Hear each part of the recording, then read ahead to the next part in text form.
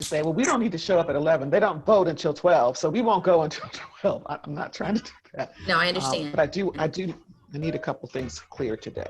Okay. Okay. And Karen, I have a hard stop. I have a training to attend at 12. What's that? Rashawn, sorry. Oh, hi, Rashawn. How are you? I'm good. I just letting you know that I have to leave early, a lot early today. Well, we hope to get you the good stuff before you leave. Otherwise, we'll just check you in and make sure you get it. Okay, thanks. Thanks for the heads up, though. Appreciate it. Good morning, Levante. Good to see you. Good morning. Oh, I didn't know if I was on or off mute. It's been a while since I've been on here. I've been taking this, I've banned Zoom since our last meeting. I've banned it. Well, welcome back then, my friend. Welcome back. Nice to see you. Nice to see you. You too. You too. Good morning. I'm trying to get my screen so I can see everybody. Gina, I know you're on. Good morning, my dear. How are you? This is Jerry Turner Warren. Good morning. Oh, Jerry, how are you? I'm fine, darling. I don't know if I'm on or not because we have not been able to use Zoom, but I get to do it. So I'm trying to see what, Well, I got you. I don't see you, but I see your iPhone is on. I'm glad that you made arrangements to work it out, as we really want to make sure MHSD is here and their voice is connected to the process. So glad to know you're here. Okay, thank you. Mm-hmm. And good morning, everyone. Yeah, it's Gina. I am here. Good morning, Gina. Good to see you. Good morning, everyone. Happy New Year, everyone. If you want to say that. Well, it's a goal.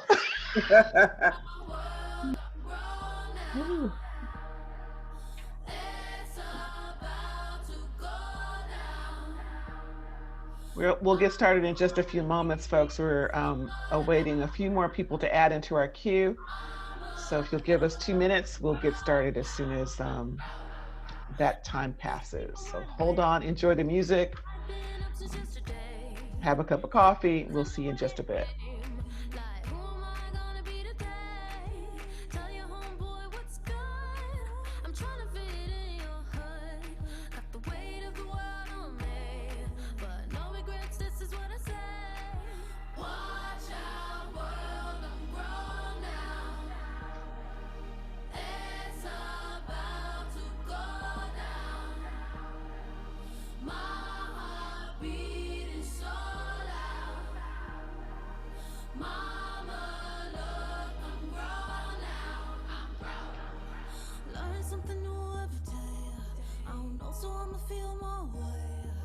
Taking one day at a time. I think I'm handling just fine. No, I can't lie and make mistakes, but I know I'm gonna be okay. Got the weight of the world on me, but no regrets, this is what I say. Watch our world, I'm grown now.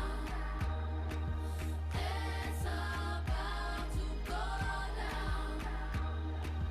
My heart beating so loud. Mama, look, I'm grown now. I'm grown.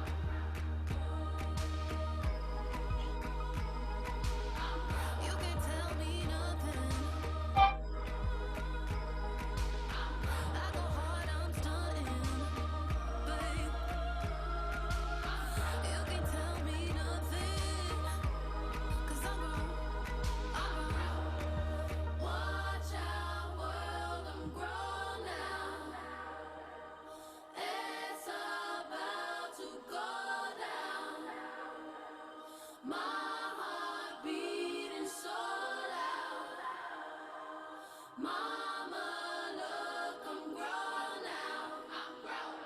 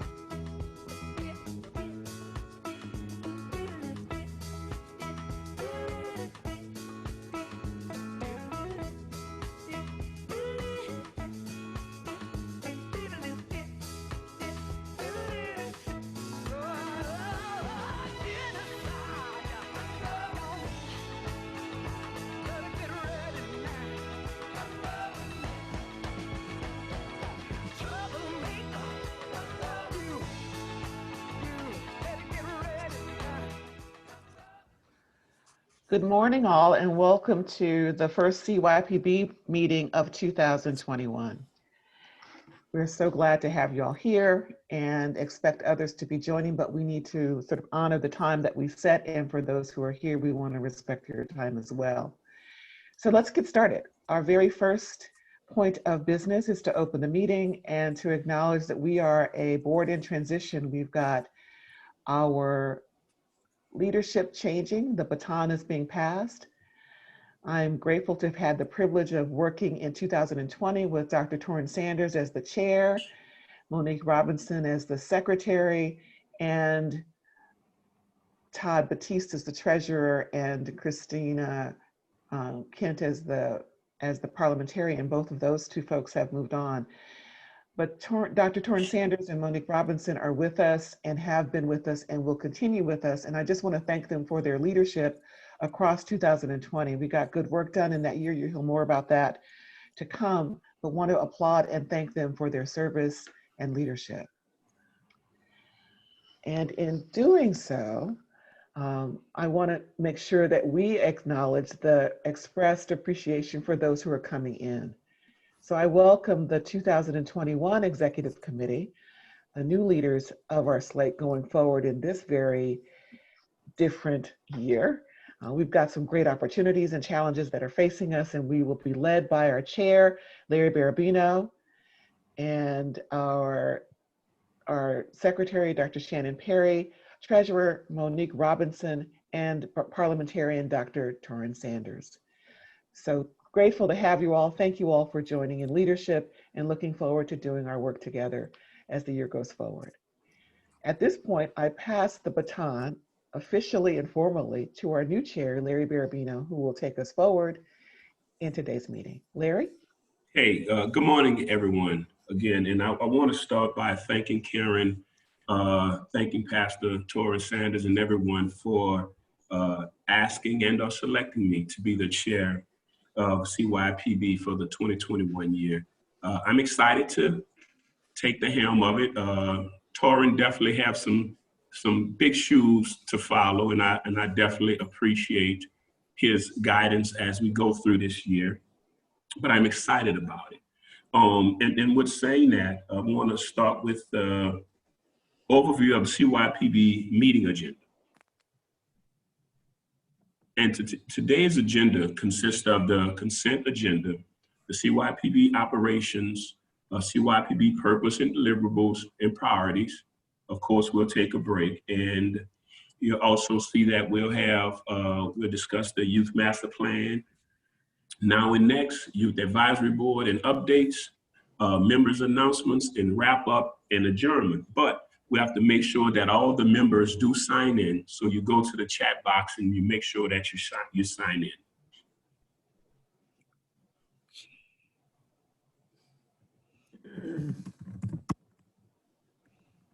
And also with that, we have with the consent agenda, you have on the agenda, you have the tabs for your meeting materials. All of that, of course, is live. You can click on it and open all of the attachments, but also we have the meeting minutes from the last meeting that I'd like to move to have those approved.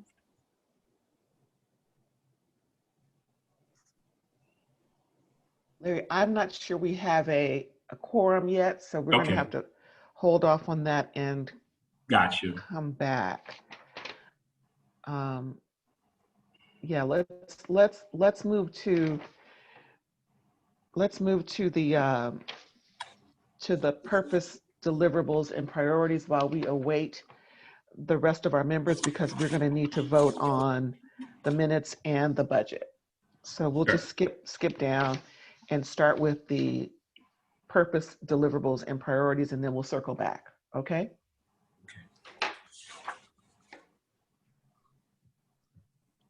So that puts, Monique, that puts you up first.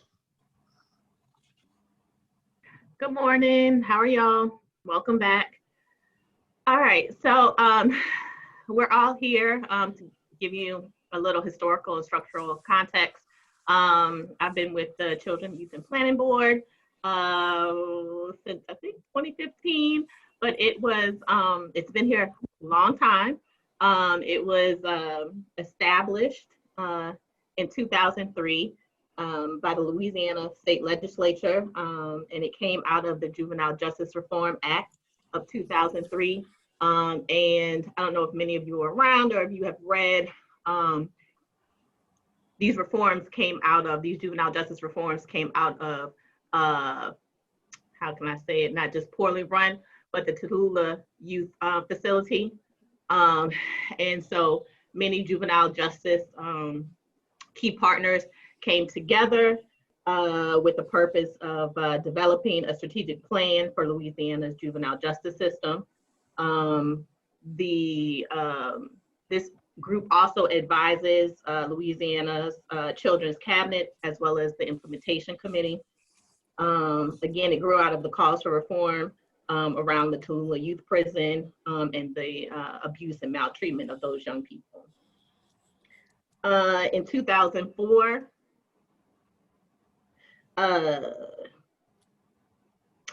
further action from the Juvenile Justice Reform Act of 2003 included Act 555, which passed again by the state legislature, mandating the creation of children, youth, and planning boards across the state.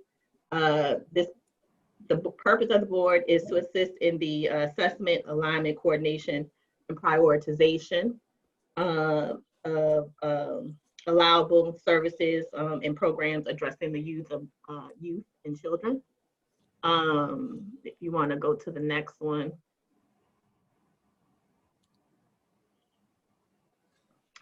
Under this act, the mission in New Orleans is of our board is to lead the integration of services and effectively utilize resources that produce measurable outcomes focused in physical, social, emotional, and educational needs of the young people in Orleans Parish.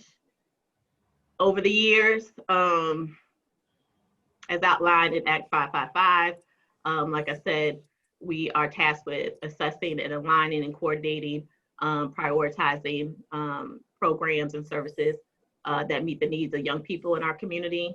Many of the deliverables are not limited, but include identifying resources, completing assessments to identify community needs, comprehensive multidisciplinary continuum of care, for our young people and their families, interagency agreements to share data, what we're currently working on, the Youth Master Plan, along with many of our partners and community members, establishing results-based accountability measurements, as well as evaluating and monitoring these processes, continuing to advocate and establish policies and efforts to address gaps and the unmet needs of our young people and children in our community, and annually provide public data-driven informed reports that talk about the progress and invite partners to our systems, processes, and practices. And this is very, very technical, and then I'll give my little short experience with the CYPB. But basically, it outlines that we must have 25 or less members. We serve 2-year terms as appointed by our peers. We have 1 full-time executive director, as well as, I'm sorry, what is it? I can't see. Almost full-time. Okay, a planning projects coordinator, 4 operating committees. That includes executive committee, which focuses on building and ensuring continuity per agenda, mission, and purpose. We have the governance committee, which manages the board's affairs, aligns with the ordinance, bylaws, and ensures that that board and the staff complete evaluations, or evaluations are completed on the board as well as the staff. Internal affairs, Internal Affairs Committee oversees organization, fiscal, and programmatic operations, as well as the External Affairs Committee focuses on outreach, engagement, and our public digital messaging. We've also operated or supported ad hoc task force around school attendance, juvenile justice, childhood trauma task force, as well as transitioning youth out of foster care, which merged with Housing NOLA in 2018, in the fall of 2018. Currently, we're working on the Youth Master Plan. I think everyone in the meeting has been involved with that. And again, since 2015, I've been a member. I can appreciate the many relationships that have formed, as well as the many projects and efforts to finally involve children, youth, and family in our work.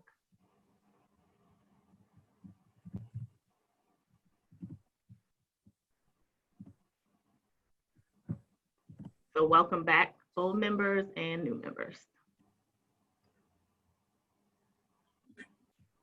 So great. So now we're going to talk about the members' expectations agreement. And as it comes up, and with the members' expectation agreement, this is something that we're asking you guys to sign this today. You'll be able to click on the links on your computer, and we're asking you to sign it today. But as Monique indicated, what you're agreeing to is that you understand that I have an ethical responsibility to ensure that CYPB delivers the best work possible in pursuit of fulfilling its purpose as written in the state legislation, as Monique indicated, Acts 1225 and 555, as well as the passage of the New Orleans City Ordinance, MCS Ordinance number 21779. As a member, we believe the purpose of CYPB as written in the state legislation and the New Orleans City Ordinance, and we commit to contributing to the achievements of CYPB's purpose by acting responsibly and prudently as demonstrated by. Now, what we're going to talk about is, you have 7 bullets here. We talk about showing up. One is, we're asking that you participate in at least 75% of the scheduled board meeting and events annually. Also with that, being present in the community to represent CYPB as a champion, but not only that, being able to come back with the community concerns and bring the community information back and educating the board on the community's interests, and holding self and CYPB accountable to aligning CYPB's purpose and needs, interests of the community. With number 3, being prepared, remaining informed about CYPB's actions and initiatives, but as well as that, being prepared for the board meeting and committee meetings, making sure that you read the information that's sent to you in advance, also that's within the share on drop boxes, and participating and taking responsibility for making decisions on issues, policies, and other matters. Being an ally, working in good faith with the staff and other board members and stakeholders as a collaborative partner, aligning towards establishing of a common goal agenda that is in pursuit of sharing the purpose, which yields the improved equitable outcomes for New Orleans youth and children. Being a leader, assisting in balancing the board's composition. We all come from different cross walks of life, and we all work in different fields. Well, we're here to make sure that we're providing a service for the youth of the city of New Orleans, and we're asking that you not only be a part of the board, but you volunteer in sharing and co-sharing on action teams and committees to inform CYPB's comprehensive planning efforts as described in the state's legislations and the city ordinances. In being impartial, identifying areas or issues that may be present, that may present possible conflicts of interest, and recusing self from voting involving these areas or issues. And being result-based, using data to drive decisions, making within CYPBs to push past talking only about problems and move towards taking actions to find solutions by transparency and accountability for results. This is the CYPB members expectation agreement that we ask everyone to sign today.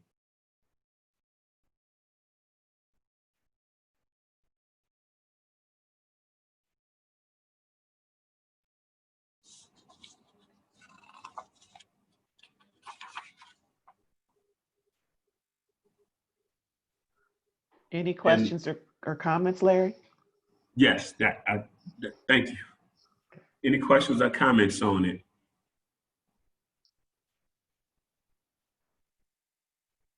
If not, Karen, we'll move into the 2020 priorities and deliverables. Yes, indeed. So the 2020 priorities and deliverables, we want to use the top of the year to provide you with information about what we got done based on what we projected we would do in 2020. So before we go full on into 2021, we want to recap for you very quickly confirmation of this. And again, this is posted on our website in the board only space. And it's also, I think, posted on a tab, but you can certainly find it within that space. So today, I just want to really quickly highlight for you what we did get done in the year. As you recall, we launched we launched Call to Care in 2020. And so we were hopeful that we would get resources to begin to put some of those recommendations in place. But what we got was some very limited resources to figure out how we could align those ideas with partners. And we want to give you some information about how that fleshed out. So roll down for me, Maggie. So here's what we said we would get done in 2020. We said we were going to use a systems approach instead of just simply doing business as usual. And so we used our youth master planning process, which started right as the pandemic opened up in 2020. So we needed to sort of pivot and get some of our work done differently. But we did launch the process that allowed us to sort of look more at the broader connected ways in which our work needed to be laid out so that we could build better supports, create a broader, stronger net for the children and youth of this city so that they might have greater success. So we did get that done. We also expanded our meeting time to make room for that work, got that done as well. And we moved to a digital place for our materials to be housed so that any board member could access the materials connected to the work that we were moving forward. We did it and planted that in the website and also created a board-only space within that. We're going to go there a little bit later, but want you to know that that got done as well. We set up the nominations and elections process for our 2021 Board of Officers and got that done as well. And we established the member agreement, did not go back to, there we go. We established the member agreement, which Larry just walked us through. And at that time, only 6 of the 18 active members submitted their agreements. We're shooting for a better number this year. So if you have not yet gone to the spot based on the link that Maggie put in the chat box, please do that and sign on to that agreement. We want to show our alliance and connectedness by way of that agreement and our attendance as we go forward in 2021. Got some work to do there. We got 6 done in the last year, hoping to beat that number minimally. We also want to focus on, we intended to focus on sustaining a quorum. So in 2020, we got to 60%. So we exceeded our 50% level. We didn't meet our target. We set a new target for 2021, and you'll hear more about that as we get to those priorities. But we did set the target of 75% of our members delivering on attendance and did not quite get there in the past year. We had a couple of folks who did exceed that, but we didn't fulfill our entire targeted goal. Only 60% of the attendance showed up, which is, again, an elevation from where we began. And we did have 10 members in good standing, and our quorum was at 13. So we were just short of getting to our quorum level on a regular basis. We did launch the Youth Advisory Board, be committed to getting that done. We launched the Youth Advisory Board and have been moving steadily forward with the Youth Advisory Board. So that too is a delivered action that occurred in 2020.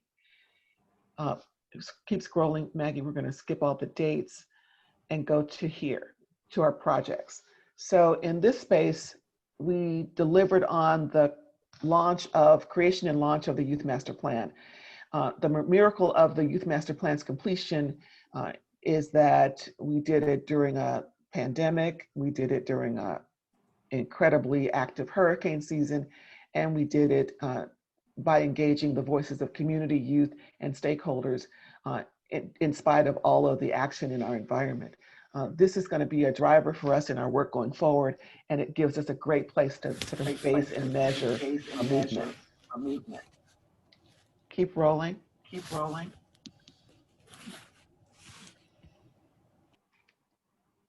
Roll on. Here's where we look at the actual specifics that we set out to deliver in addition to the broader pieces of our operation. These are the intended activities. So here we launched the Call to Care, Compassionate Healing for Our Children implementation. We intended to increase the awareness by way of ACE education. ACE is education across the community. We had to pivot because our ability to educate in public settings was sharply impacted by the pandemic. So what we did was we delivered on the increasing the number of educators, and we did also increase the number of those folks who were educated in this community. Our intention was to reach 400. Pandemic and hurricane season affected that. We got to half that mark, and we're still going to pursue that. So we got a little over 200 folks participating in the ACE education, expanded the number of ACE educators, and we intend to continue to increase the offer of ACE's education across New Orleans so that we might raise the level of awareness around what the impacts of trauma are and what we might be able to do about it as a community. In addition, we launched the New Orleans ACEs Connections page as a place to inform about what's going on in this city and in the network of trauma-informed providers here in town and across the region and across the US. So our platform launched in 2020, October 2020. We are continuing to move that forward. We are updating with calendar insertions of activities and actions that are in support of information, resources, and training. that can help our community and those providers who are connecting. We're expecting to draw out our full continuum of services and supports through that platform. We also expected to host a second New Orleans Summit on Compassion and Resilience. And again, the pandemic and hurricane season sort of moved that out from under our ability. And so what we did instead was created a coordinated space. We're going to use that platform as a place for virtual planning for a convening or two by way of the New Orleans ACES Connections page. And if you haven't gone there, we're hopeful that you'll go and make yourself a member. We're expecting to push out lots of information and connect in with a few guest learnings that will happen throughout the year to be the comparable positioning of a summit by way of the virtual format. And then the last thing that we wanted to do was to plan a well-being day. Well, we need a few well-being days because we need to figure out how to get well in this environment, but that is on hold pending the pandemic. So keep going. Next area was the juvenile justice report. We were planning a second one. We did not deliver on that, and we did not deliver on that due to a host of things, but I will tell you that the city dispersed their, through the Office of Criminal Justice Coordination, their annual report, and we are deferring to that as a way of holding information around the actions and experiences of those things occurring relative to juvenile justice. That report is available on the city's website. It is a full comprehensive view of what's happened in the space of juvenile justice and worthy of some look-sees. We expect to connect that in as a data source for the Youth Master Plan. And then we also planned and delivered on preparation for the aggression replacement training with functional family therapy embedded as a strategy to move into preventing repeat offending for some of the folks who had, young people who had offended in early numbers. We had identified at least 33% of those young people who offended were potentially at risk of reoffending, and we wanted to put a stopper on that. We had found this training to be the way, and the Juvenile Justice Task Force was in position to move this forward. We conducted the train the trainer, and as soon as we got that completed, we moved into the new year with locations. Children's Bureau was going to be one of the providers in addition to the Youth Opportunity Center. And what happened was COVID. And so we weren't able to move that forward in the way that we planned. We are now in a pivot place, looking at a virtual learning format that the creators of aggression replacement training have begun to launch. And we're expecting to reclaim that space and rebuild from a virtual format using sort of the training to sort of renew the way that we get that out. More to come on that, but we have not pulled back from the idea. We are just shifting and pivoting into the virtual format. We expect to move forward in the addressing racial disparities work that we intended, and we expect to use the results-based focus on the Youth Master Plan and the work that's come out of the safety and justice category to help us launch that work. So stay tuned on that. School Attendance Task Force got put on hold because of COVID. We expect that to hopefully resume when the COVID issues are resolved and we are returned to a full school in-person operation. Keep moving. I'm sorry, Karen, this is Aaron. Yes, Aaron. What, can you explain what's the barrier to the School Attendance Task Force doing work during COVID? The only reason I ask is that we are in a school attendance crisis right now, and yes, so we are. If there was a time for a task force like this, now would be the time. So I'm just curious. So I would say to you that we've got a few things that we need to work on in this space. One is we are right now the barrier has been COVID, and the regularity of an attendance practice has been we've been unable to identify.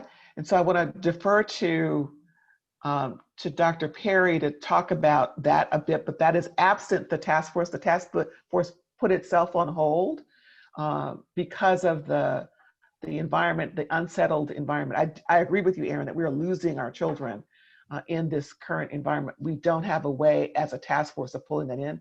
But what I'm hearing you say, you're advocating for the task force to reconvene, like in a sudden and immediate way. That's what I'm hearing.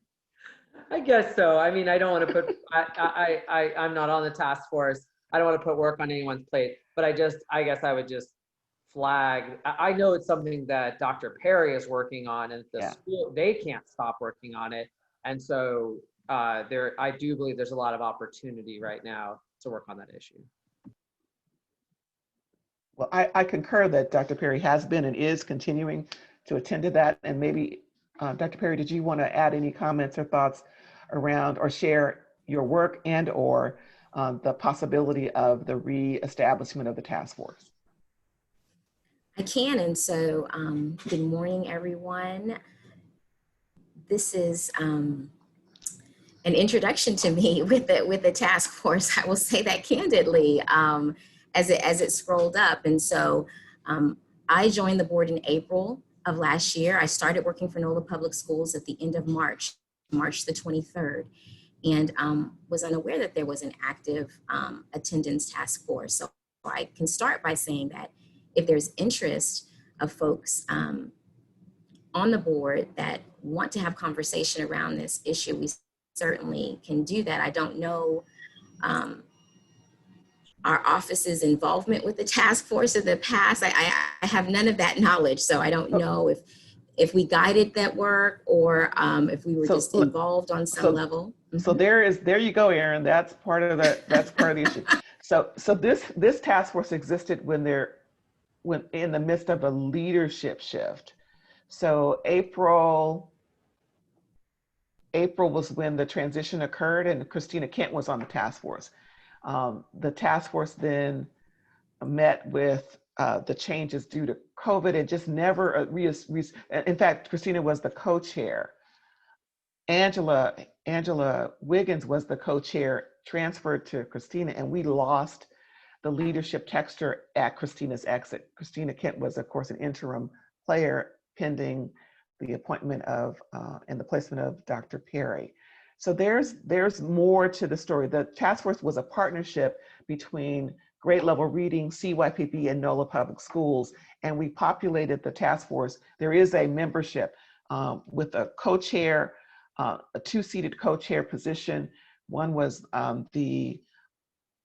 Dr. Perry, your seat was one, and the other was within the grade level reading.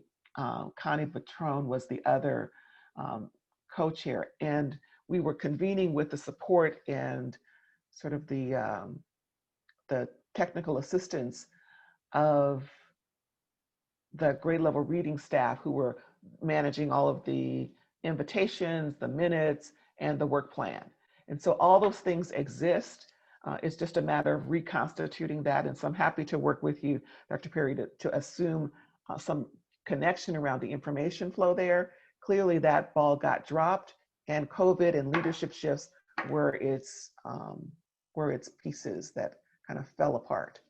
So let's take tip from our members who are inviting the need, acknowledging the need, and then we can figure out what's left there to do in terms of reconvening that group, because we did have a good operating group of folks who represented we had a couple of retired principals, we had some other community members, and I think we had a board member from Flick that was on this task force, and a couple of CYPB members, in addition to the grade level reading folks. So I'm happy to reconnect with you, Dr. Perry, around this and build a exchange that gets us at least to the history file so you can see what it was and what the work plan was for it. We were just at the point of doing a data review around how we were managing the standard for attendance across the various charter management organizations, because everyone was using a different metric. And then we were also looking at how we might ensure that there was a commitment to holding data at the as part of the charter agreement, because we found that there were so many who were not keeping up records because it wasn't part of the expectation or standard. So those are the things that came up, in addition to some things we wanted to sort of do in the environment that would encourage community to support attendance. Hey, Yes. Karen. So go ahead. Oh, yeah. Candace and I are probably going to say the same thing. I'll start in anything you want to add, Candace. This is something we have been talking about a lot with different stakeholders. I'm glad it's being raised sort of as sort of like, or reflected as a need by this group. I think, you know, we've talked with Dr. Perry about their office's efforts to handle the cases that are being referred to them that are sort of our most severe. I think what I've discussed with a lot of folks throughout the city over the last few months is the concern around all of the kids that are sort of falling in between, maybe them not the most severe, but missing, you know, several hours out of the day or days of a week that are, you know, becoming disconnected. I think that our city really needs to be thinking collectively and collaboratively about how we're going to prepare for to make sure that we have the resources set up on the other side of this to really support all of the young people that are going to need to get reconnected to school. And so I think that whether it's through that avenue that you mentioned, I think a couple key things will be necessary that I know have been hard to get, you know, which is hard data. But then also I think hearing from the people directly on the ground that are grappling with this every day, which, you know, they're stretched super thin right now. And so hearing from the social workers, hearing from teachers, hearing from families, you know, figuring out a way to do that doesn't overtax those folks, but still involves their input in helping us to come up with some solutions is what we've been discussing internally about.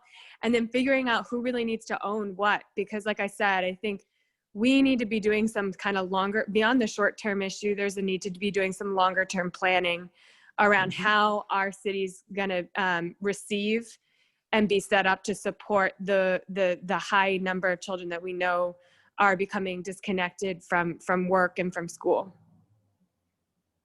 So thank you, Emily. Yeah, happy to like help in whatever shape or form this takes, or, you know, schedule a follow-up to kind of talk with whoever's most interested in this, et cetera. Great. Was there, Candace, were you interested in adding comment as well? Yeah, I was going to say, I echo all of Emily's sentiments. I don't want to repeat the same thing she said, so. Ditto. Okay, good. Then I would say, let me just follow up with Shannon. I would also say that this is one of the areas on the youth master plan that we spend a good deal of time looking at how we might measure and manage the go forward. So there are a few stakeholders involved and there's enough share to go around, because this is not a schools only issue. This has incredible impacts to community and to families. And so Shannon, Dr. Perry, I'll get in touch with you to set up a follow-up and to make sure that you have the backstory and the work plan that has been drafted for this task force, and look for ways to restart with an expanded population. In fact, I believe, Emily, in the days when the task force was going, I believe Camille was part of the task force. So so we'll go back and reconstitute it. The pre-COVID task force needs to factor in now that we've got all the other risks involved with going forward in terms of losing students and oh yeah, I mean, I think it's a dramatically different conversation. Absolutely. I mean, of course there's going to be some common threads, but it's a completely different. Totally. Yeah. Could you send me the work plan as well, Karen, so I can kind of get caught up on how it looked like or what it looked like before? Absolutely. And Rashawn, I see you in the notes there. Absolutely, will include you. So Dr. Perry, you're good with that as the next step? I'll follow up with you and make sure we connect around sort of the base of information, and then we'll look at ways to reconstitute. Sure, yes. Great. Thank you. Thank you, Erin. And there you go. That's what happens when you raise a question. You get some stuff done. All right. So I would say this, that the 2020 was not an easy year. We were largely all about pivoting and going virtual. We are intending to stay in the virtual space throughout 2021. And so just know that the work, there was work done and work to do, and we look forward to what the next year brings. And with that, I'll turn it over to Dr. Perry to give us a look at what we're going to be doing in the 2021 space.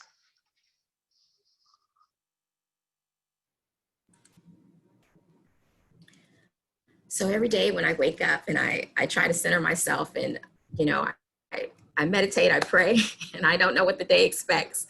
And I can tell you, I wasn't expecting that just now on the call, but I think that it's significant, and we certainly do not have all the answers at NOLA Public Schools. The office that I lead, we really respond to young people when they're in the most challenged situations of not attending school. There's not the work done on the front end in terms of prevention and support. And so certainly as a social worker, that's important to me. So I look forward to talking with some of you all on the call as we will work together, to Emily's point, to see what this looks like now, because it is going to look very dramatically different as it relates to our young people attending school and being able to stay connected to school. Okay, so then I sidestep to my charge today to walk us through and highlight our 2021 priorities for the board. Some of it has already been introduced to you by Karen when she spoke about what happened in 2020. As a relatively new board member, I've seen some of it and participated in some of it and seen it come to life. So it's interesting to kind of be in this place as we look forward at how we're going to keep doing that work. And so this is a snapshot. There are basically 4 priority areas that we'd like to introduce to you all today, and hopefully we'll be able to support this and affirm it as a board. The first is that we take this work in a systems approach. A great example of that is the master plan. Thank you, Maggie, for moving me forward. It'll make me move faster, I guess. So, and really, what is meant here is that everything that CYPB does is intentional, with a focus of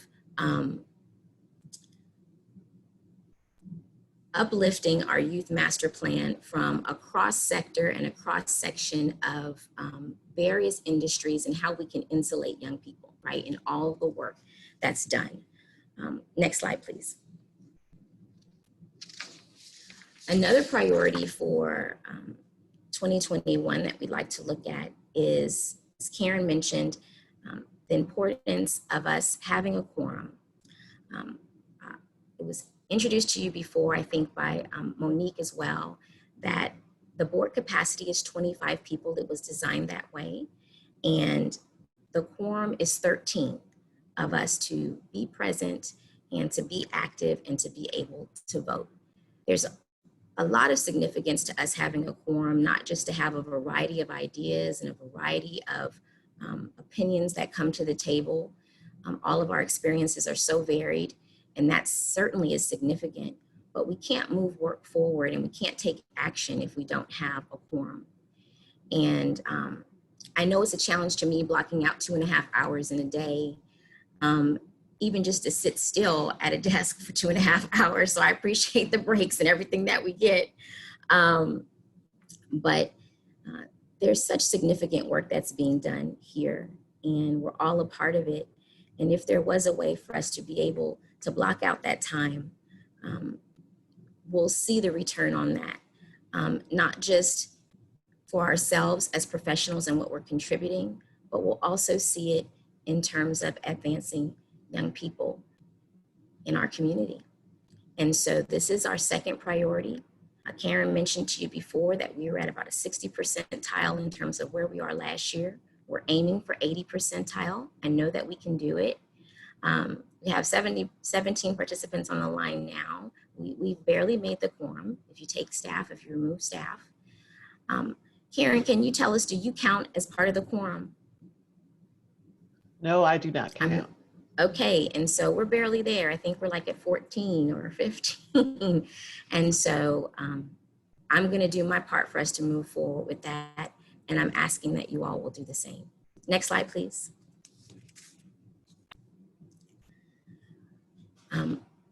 Many of us were introduced to the concept of dismantling adultism last year. I know that we've heard about it before in our work. I know I'd been introduced to it, but I think that CYPB staff took it to a new level for us. We had a 2-part training. I missed it because I was in transition and my family was coming. It was the first time that I'd seen my family in several months. And I think the first part of that training was on a Saturday. And so I was ready to take the second part, and then was kind of politely asked if I could, wait, and there would be like a redo of the training for those of us that missed it. And I do believe that Aaron and I were in that training together when we redid it. And for those of you that participated, I hope that you found it to be something very powerful. If it was a review of things that we already knew as professionals or young people and young adults, whether it was a review or something that we were learning for the first time, it was something that was certainly very powerful. We want to remain committed to that in terms of uplifting the voices of young people and allowing them to be co-creators of all that we do and leaders in all that we do. If we don't have that, then we are effectively still participating in adultism. And so this is another priority for us. Next slide, please.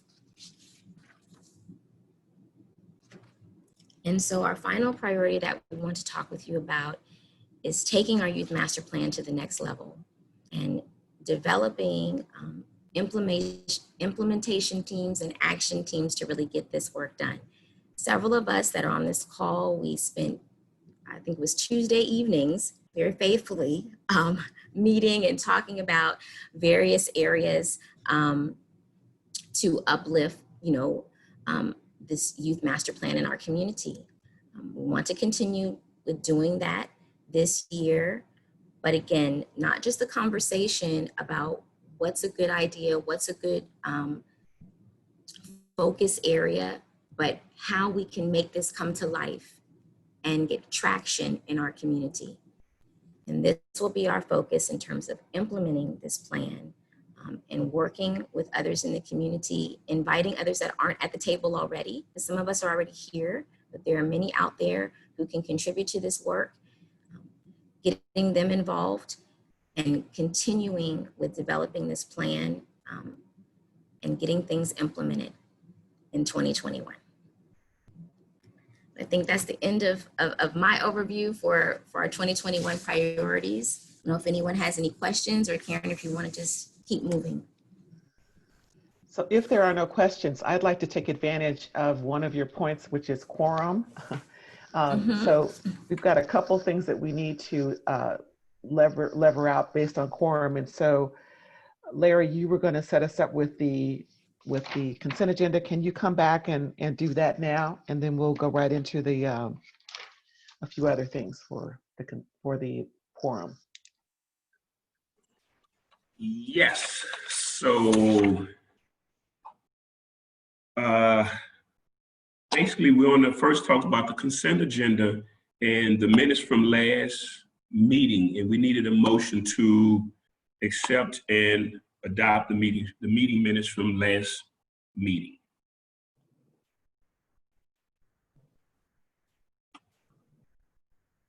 Can I get a motion? This is Monique. I move that we move to approve the minutes from the meeting in November. Second. It's been moved in second to move and accept the meeting minutes from the meeting in the last meeting we held. Can I get a vote? Larry, can I just find out who was the second? I'm sorry, I was choking on the water. Took myself out. This is Shannon. Who seconded? I got Monique. Roland Bullard. Okay, Roland, thank you. Yeah, Roland Bullard. Yeah, Monique made the motion, Roland Bullard second. And I need a vote on the motion. Those that agree, raise your hand, put a thumbs up. Agree. All right, those opposed? All right, motion is accepted. Okay, great. Thank you, Larry. I'm going to move forward then with the proposed 2021 operating budget, because that is something else that we need to to do, but I'm going to do that by way of the board only space. And we'll start there. At the bottom of your face page is a login. And we're going to go there now. Oh, where to go? And when you get to the login, there is a password that's required. The password for board members is a very, very protected password that you'll never forget. It's NOLA CYPB 123. When you use that, it will access you. That's been added in to the chat box for your review and your access. Please hold on to that because we won't be publishing that anywhere. That's, you know, it's just for you. And so right now I want to go to the budget, the proposed budget for 2021, and then I will come back to this space later. So here you have the proposed budget for 2021 for our walkthrough and for your approval. So just so that you know, our funding sources for 2021, as they stand at this moment, we have we've received the City of New Orleans award of $100,000 again, and we're grateful to that. We have a summary of raised revenue that is from 2020 that will roll over into 2021. Largely that's because many of our funders have a very different fiscal calendar. And so some of their funds split across years, and the remaining amount of that is $73,000. And you will see that that is meted out by IMH, Kellogg, and the Forum for Youth Investment collectively. We are expecting to raise an additional $160,000. Last year we raised, I think, $185,000, and so we're expecting to do $160,000 this year, bringing us to a total revenue projected at $333,000 for 2021. In terms of our expenses, our human resource expenses include your executive director, your planning and projects coordinator, and their benefits, along with a public ally. Our public ally concluded their work in our first assignment last week. So we're asking and requesting a second public ally. Had success with the first one, looking forward to a new ally joining us in the next couple of months. And we have, excuse me, now my phone rings. And we have youth reps and advisory board stipends. We spend about, we have 17 folks who receive about $60 every other month. And that is what that represents. Our young people attend their meetings, our meetings, and sometimes special project meetings around the work that they're doing, particularly right now around dismantling adultism. We don't think it's reasonable to be here in a meeting, all folks here paid to be here, and then ask our young people to do the same without it. So we offer a stipend. It is not a paycheck. It is every other month, and we do it based on the contribution of time that they offer up to the Youth Advisory Board, to CYPB, and to their specific project work. So that's what we're expecting in the coming year, that 12,810 for the number of young people that we are engaging and expect to engage. We have some additional operating resources, but as you can see, our people resource comes in at about $188,400. Our stuff, which is the things that we use to operate our organization, include website, administration and updating, equipment costs, which in this space will be an update to computer, some office supplies. Professional services fees are the folks we will be hiring to support the implementation strategies for the Youth Master Plan. We expect to get some education and learning on the ground, and we expect to get tools and processes put in place, and that's what we're expecting to spend over the year for that. We have a fiscal agency fee of 8% of all revenue. That's what that represents, and we expect to spend about $10K on meetings and convenings, which can be adjusted based on what we actually get done through the year. And then there's a remote office fee that we support phone and Wi-Fi contributions at that level for all staff. So our stuff cost is $144,600 for the year we're projecting, bringing us to a people and stuff cost of $333,000, which balances out to our entire revenue. Arena leaving us with no remaining balance. So we close out evenly. I will entertain any questions, thoughts, or comments now relative to what we just shown you in terms of the proposed budget for 2021.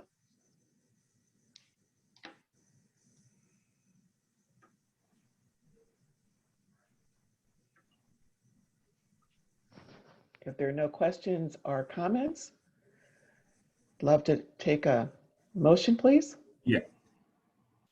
So no questions, comments. We have a motion. Can we get a motion to accept the 2021 proposed budget? Motion to adopt the 2021 proposed budget. This is Aaron Clark Risby. Monique Robinson, second. Okay, it's been motioned by Aaron and moved by Monique. Now is the opportunity to cast your vote. Those that are in approval of the proposed and acceptance of the proposed 2021 budget, raise your hand, put a thumbs up. And those that are opposed of the proposed 2021 budget, raise your hands up, put a thumbs up. All right. Motion passed. We now have an adopted 2021 budget. Congratulations, Karen, and great job on that. Excellent, thank you. Now I want to go back to before we take a quick break, I want to go back to the login, and you see it there. I want to go back to the board only space. You log in with NOLA 123, NOLA CYPB 123, and here you see the list of things included for your information. So I want to make sure that you have and are aware of that your CYPB member expectations is here and ready for you to sign online, and it just holds it in a file within our board folder section. So the back end, we can tell what we've got, and we just need you to use this space as a place to sign that agreement. We'd love for you to get that done today if you are here. Take a moment, go to that tab, go to that indicator, sign it off, and know that it is, once you sign it, there's a submit button, push submit, and you are done. Everything that's been reviewed with you so far today is here in this folder for your information and review. We're going to be looking at a few other things that are here as we go forward, and they are the board composition and structure. So Maggie, if you can go there. Thank you. So in this document, you see all of the folks who are named on the board. We have ex officio folks who are there just because of their position. They're automatically there, and they don't have an expiration date. They just get shifted by whoever takes that position. So they're there by virtue of their position. And that is structured by way of the legislation and the ordinance. So there is no appointment process. They are automatically included on the board based on that structure. Know that this year, in 2020, we edited the ordinance to include the Office of Youth and Families. Emily Wolf is now a standing member on the board in an ex officio role, and we included the NOLA Public Libraries. And so we'll be getting those folks involved, just as we also expect the new DA to identify a representative or themselves to be a part of the board. So we've got a few places where we need to go and fill in. NOPD, the library, and the DA are the areas that we're going to go and fill in.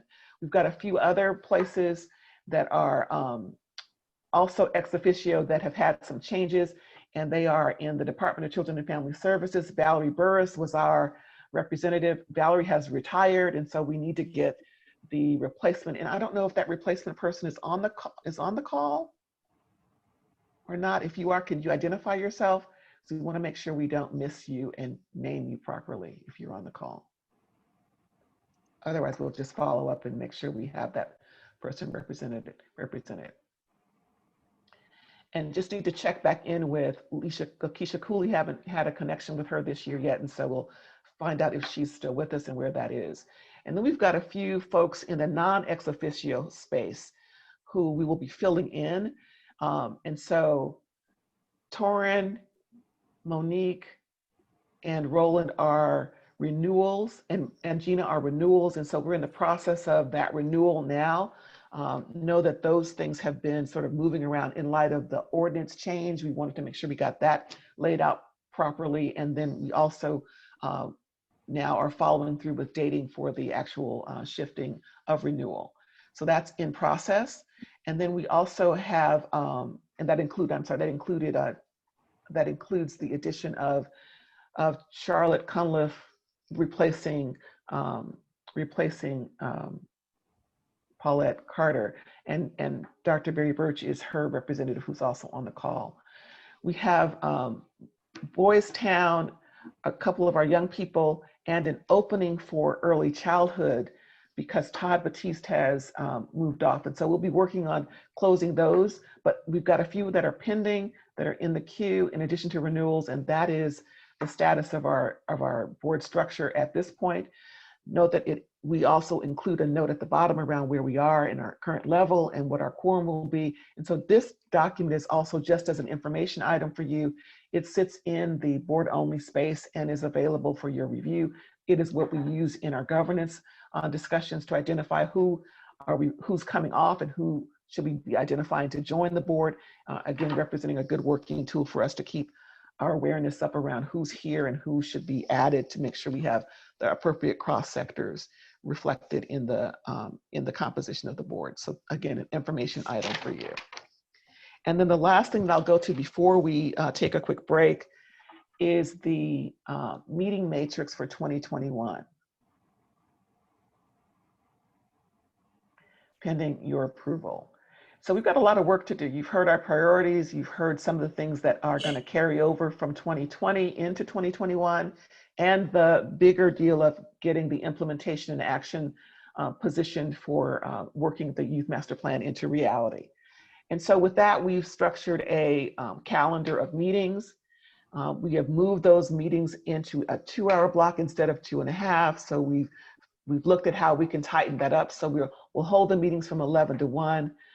Maggie will send out a calendar invite that gives you the blanket of those dates for you, so that by the end of the week or by next week Monday, you'll get that information so you can check that out and make sure you're calendared appropriately and in advance. We have also identified a couple of other special meeting dates and have posted them here. Our February date, which isn't a standing meeting, but we're creating a space to have the orientation around implementation.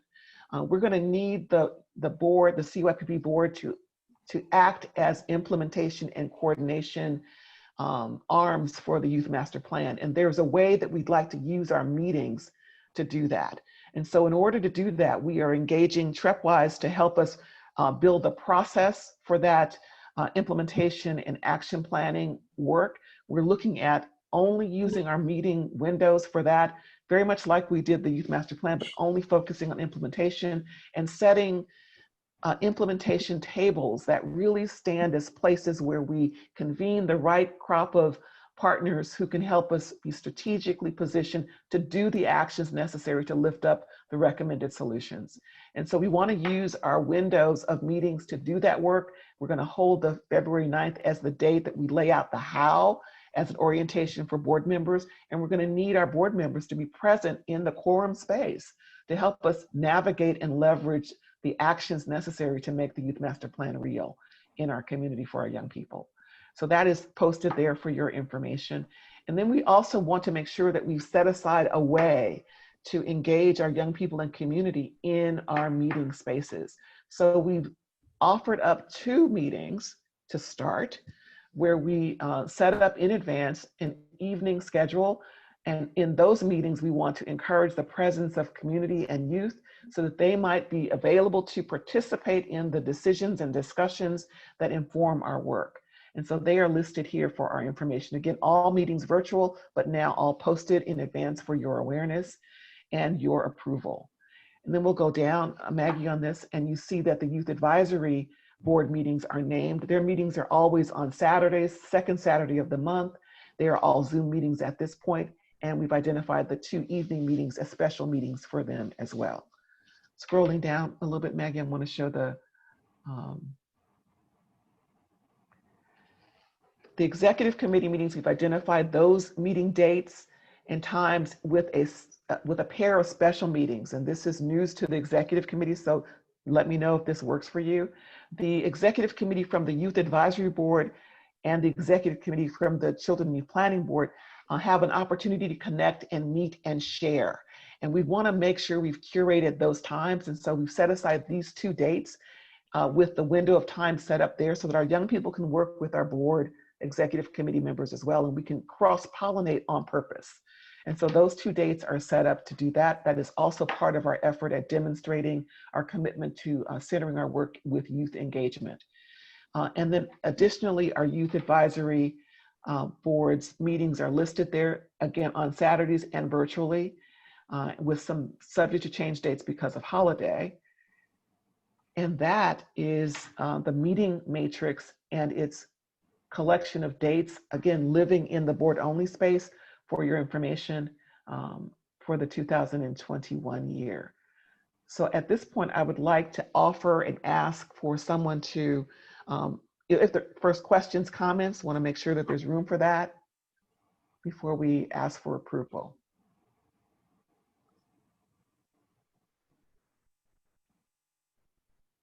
Thoughts, reactions? So I have a question. Yes. So the youth advisory board meetings, are you anticipating and expecting board members to attend or participate in those? No, I am not anticipating the board members to participate in those. I want you to be aware of them. Should the youth advisory board identify a meeting where they would welcome folks outside of their group to attend, we certainly want you to be aware of that. But at this point, this is their meeting space.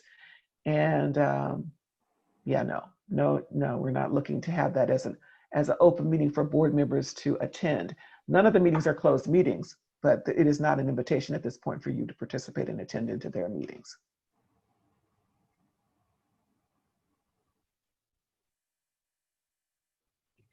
So do you need me to make the motion to accept the question? Yes, unless there are other comments or thoughts.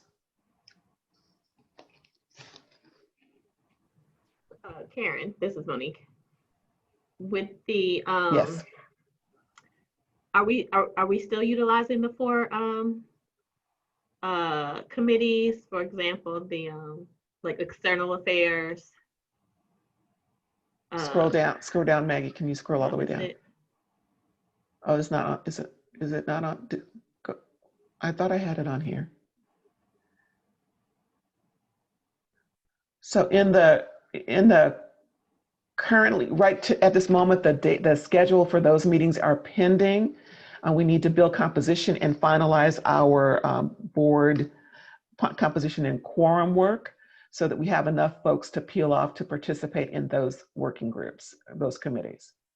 So right now we're working from a limited committee standpoint, pending the completion of all of our approvals and positioning of all the members that should be actively engaged in board. Thank you. Mm-hmm.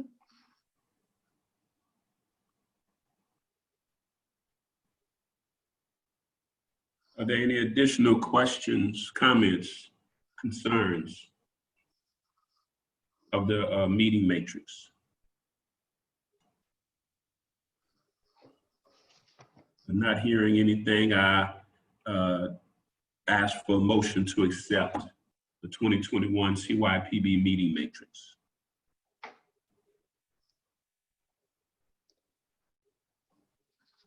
And to approve of them.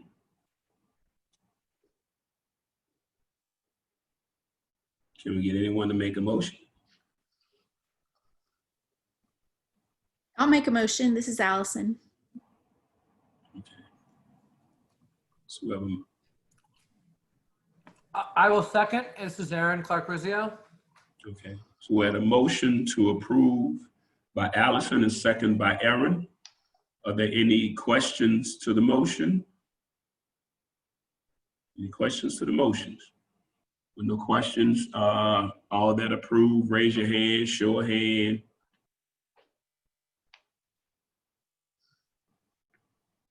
Okay. Anyone that does not approve, wave a hand, show a hand. Motion passed. Great. Thank you. Here's what will happen next. You will receive a blanket calendar invite for the meetings that are scheduled from 11 to 1 based on the matrix. And you will receive a second calendar invite for the 2 meetings that are scheduled from 4 to 6 per the matrix.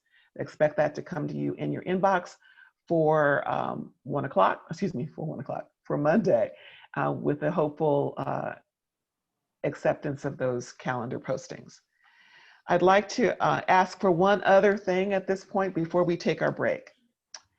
On our board listing, in fact, Maggie, can you go to the Youth Master Plan website, and let's show what I'd like to do for the youth advisors, for the members here at the CYPB. The Youth Advisory Board has created a space where they show you who they are. They took cell phone photos to provide a picture of who they are. And I have longed for an opportunity to do the same thing with our board. And so I'd love to invite you all to send us a cell phone picture of yourself. We will then build a composition page. This will be added to the board space within CYPB, but we'd like to have a photo op to the board listing. We'd like folks to be able to not just have a list of who's on the board, but see who that actually is. And so if you're willing to participate in that, know that we'd love to have a cell phone photo of you by Friday, close of business. We'd love to be able to remind you about that on Monday when we send you the board invite. But we think it makes a difference when people can put face to name. And so we've got a lot of work that'll be pushing forward in the year of 2021 by way of the Youth Master Plan. And we'd like to make sure that we send that out. We stand behind that with actual people making connection with who you all are. So where do you send that? Thanks for the question, Roland. Send the photo, the cell photo of yourself to Maggie@nolacypb.org. That's now in the chat box. If you've got a photo already that you use for your own postings, please send us that. But we really like to make sure that for the members who are on our board, we have a way of seeing who you are and connecting name to face. And that is my last request of you at this moment until I start in the next round of requests. I'll save my next request for the time after break. But for now, know that you have made all the votes that we're going to make happen. You've gotten that done. And you now know that we're going to be operating from the board only space with all of the information that is there.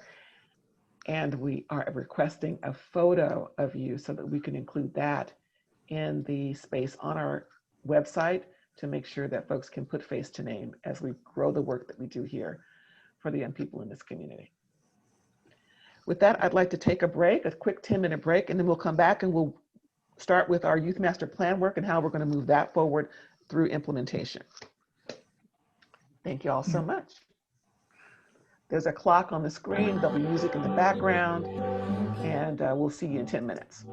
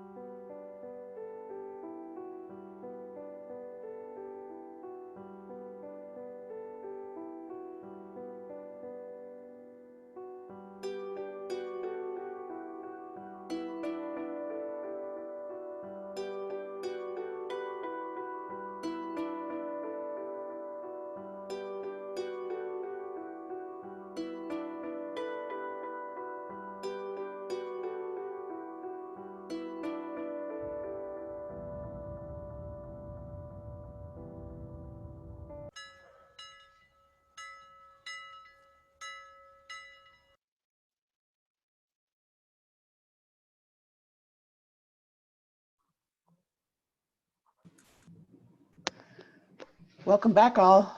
Hope you had a good, refreshing stand up break. We're going to get right back into our meeting. And at this point, we're going to move right into the Youth Master Plan update. This is the crux of the work that we need to build on and advance. And so I'm going to start with taking us to the Youth Master Plan by way of the Youth Master Plan website. So we are going to go there, and I'm going to point out that the layout will take you to the plan and all things regarding it. This will be where everything will be posted regarding the Youth Master Plan, and it'll become a working space for those interested in finding out where it is and how to get into it and or its next steps. So let's take a look at the Youth Master Plan that we have as a reflection of level 1. And I'm going to start this discussion with a check-in. So I'm hopeful that you all received an email over the Christmas break and that you've had an opportunity between now and then to take a look at what's been produced as the plan. So I'm eager to hear feedback, reactions, thoughts.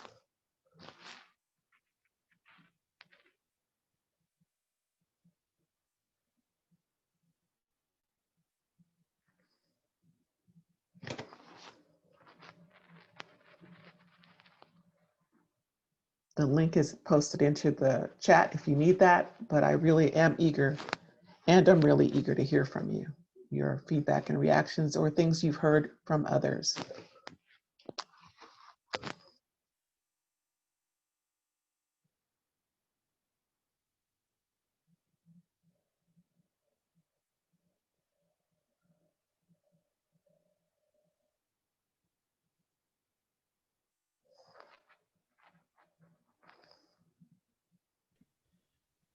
Hey, Ms. Karen. Yes. Our thoughts and feedback, like on the layout, like the structure of this. The plan, its contents, your experience in the process. Because I was about to say, yeah, I remember seeing this before, but as far as the content in it, it was very intuitive, and we got to in sort of discussing the plan and reading over it, having meetings about it, we were very engaged in sort of how the plan was structured and within the contents of the plan. This felt like a very immersive experience every time we were every time this was presented to us. And Levante, who is the us? Help the rest of us on the call know who you're talking about. Well, I had I believe I had multiple meetings with this content. One meeting was with the youth advisory board, you know, the youth of the youth advisory board, and another was in the process of making it with the initial central and youth planning board. So us meaning all of us, really, the entirety, if I'm not mistaken. Okay. Very good. So, but yeah, every time, Thank you, Levante. every time we were presented with this, it was a very immersive experience, and we always got to sort of shape how this would be presented.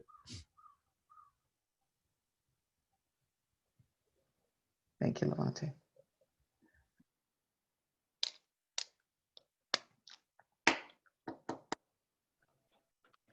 Karen, I'll add, I mean, aesthetically, it's, oh goodness. Two cats are fighting outside my window. Aesthetically, I think it's friendly to the eye because it is a lot of language. So that's a plus with the color. So, you know, it's appealing to not only adults, but young people. I like the infographic approach to it. I've heard from folks that engaged in the meetings, and I'm trying to think of the different groups. So many partners, but they're excited to see what the next phase is, to actually put these plans in motion.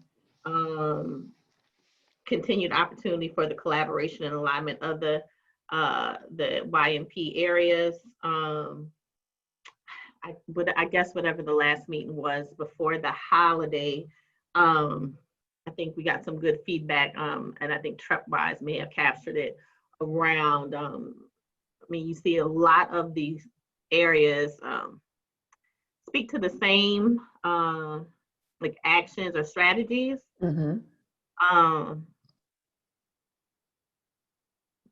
Yeah, those slides there, that pie really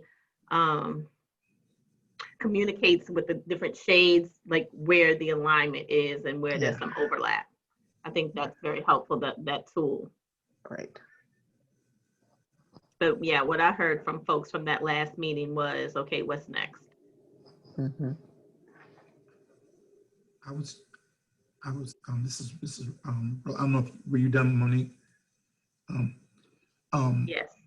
I was just gonna hop in, Karen, and say that it was helpful for me, from my end, to be able to articulate. I participate in this board and the meetings and such, and so it's helpful on my end to be able to articulate to my team around the intentionality around the students that we work with. And so I think a lot of times when you hear different task force and such around the city, it has to do with like K to 12. And this is one of the groups, the very few groups in the city that really give some intentionality to youth above 18.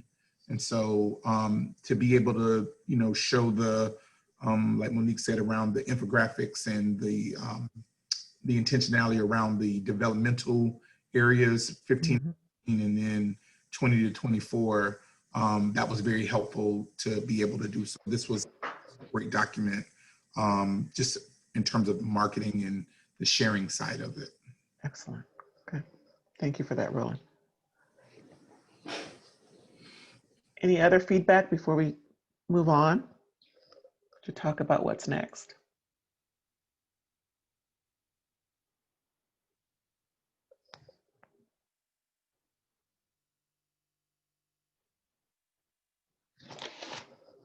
Well, having heard no one, but if there's something that comes up for you, please jump right in. I want to say a couple things to you. Maggie, if you could put up the last page that sort of sets us up. There are a couple things that I want to say to this board. First, I want to thank you all, those of you who were able to participate in the work up to this point, that this really is a central way of identifying what specifically we need to be focusing on, and how then do we engage others to share in a common approach and or agenda to move this work forward for the various audiences that it touches from birth to 24.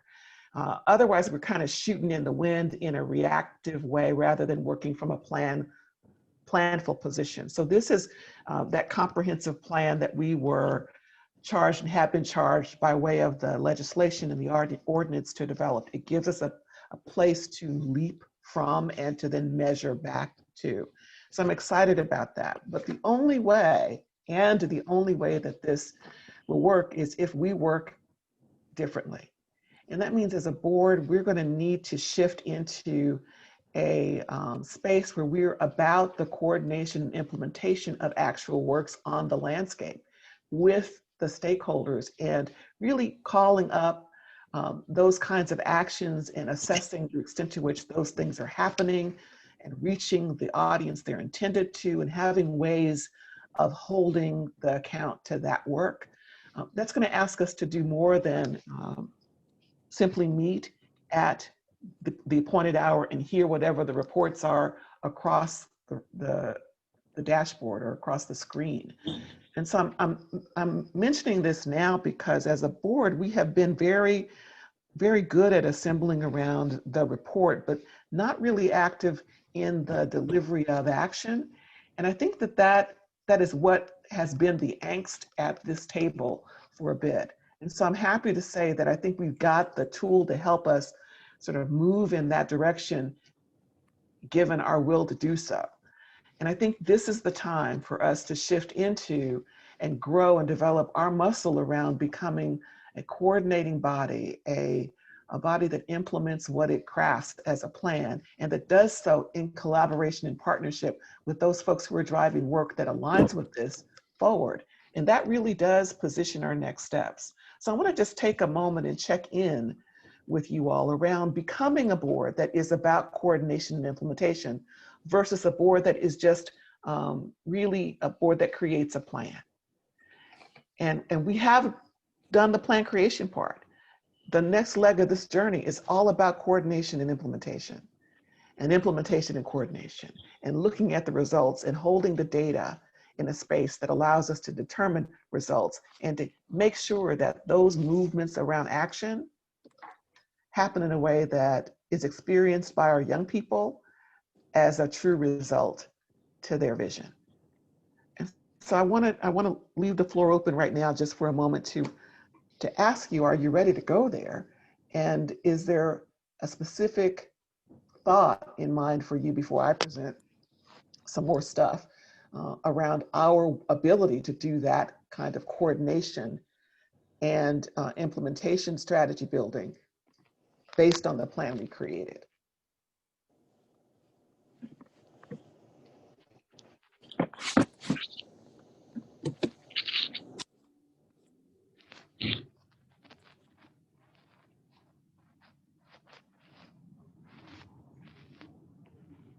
Just jump right in there about our ability to become a board that is about coordination and implementation.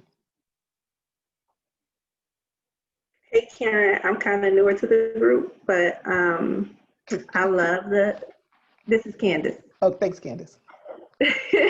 I'm just saying I'm newer to the group, but I love the action part. I can't speak to, I mean, of course I can see all the planning that has went in the last year or two with the youth master plan, the data book, right? All these amazing resources for child well-being, really to move the needle on that.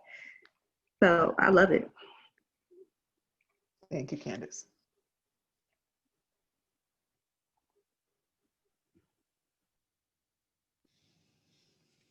Hey, Karen, this is Barry. Hey, Barry. I think too, it excites me because I do feel like there are a lot of efforts across the city that are starting to align. And I think a lot of people who are in the CYPB world are informing those conversations. I know, we're in regular meetings with juvenile court and with the trauma-informed schools learning collaborative, or, some of school partners and things like that. But I think there's some really natural points of groups who are trying to get traction and do things that are very action oriented. And I think, it also might be helpful at some point to really think through who are those groups and those people in the city who we want to get the report into their hands, and really think about how we want it to inform the work that is happening. Because I do think there is some exciting work and people are really thinking along these same lines. Thank you, Barry. When I move into the next leg of this conversation, you're gonna feel as though I peeped your hand.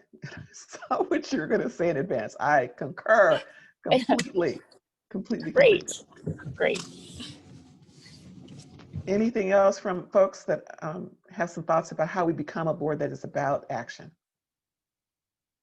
The coordination of it, the implementation of it, and the reporting about it to hold accountability where it should be held.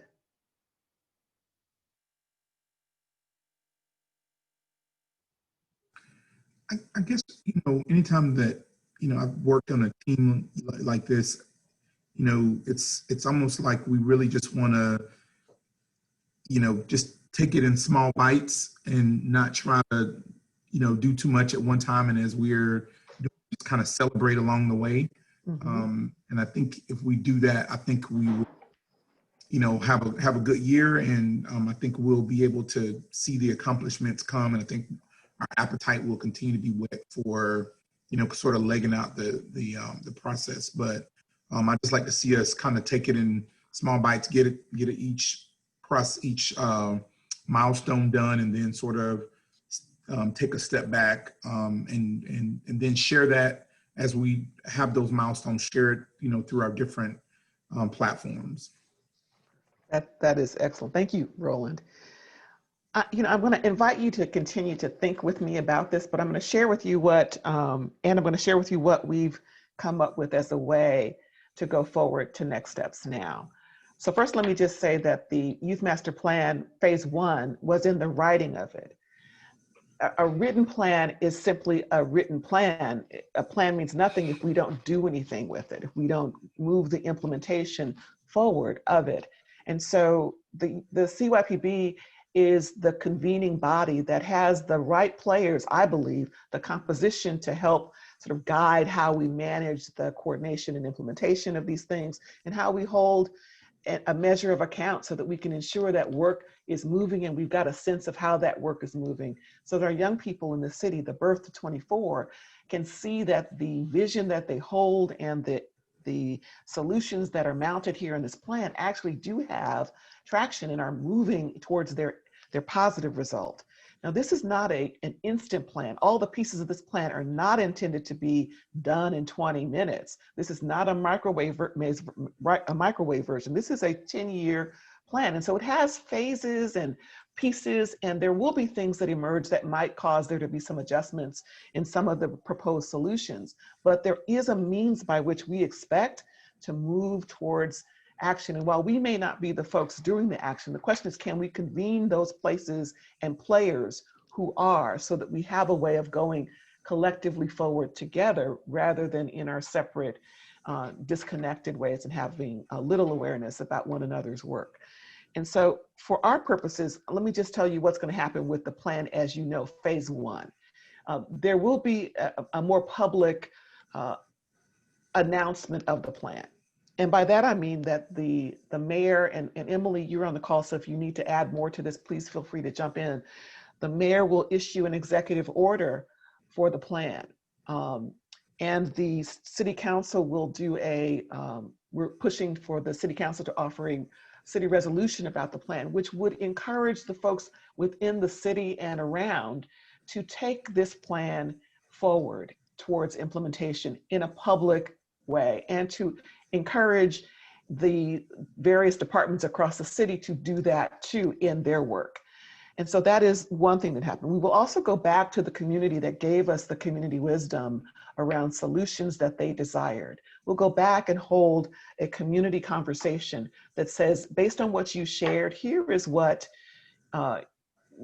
came from it, driven by your ideas. Here are the solutions forward per category that you've sparked and caused to exist. And we wanted to come back and tell you what that looked like and then what comes next. So the implementation strategy will be shared out in public, and the public will be invited to participate in that implementation strategy. And then we will have a couple of other milestones. We are looking to change the way our meetings work. And so currently we have been operating from an 11 to 1:30 window.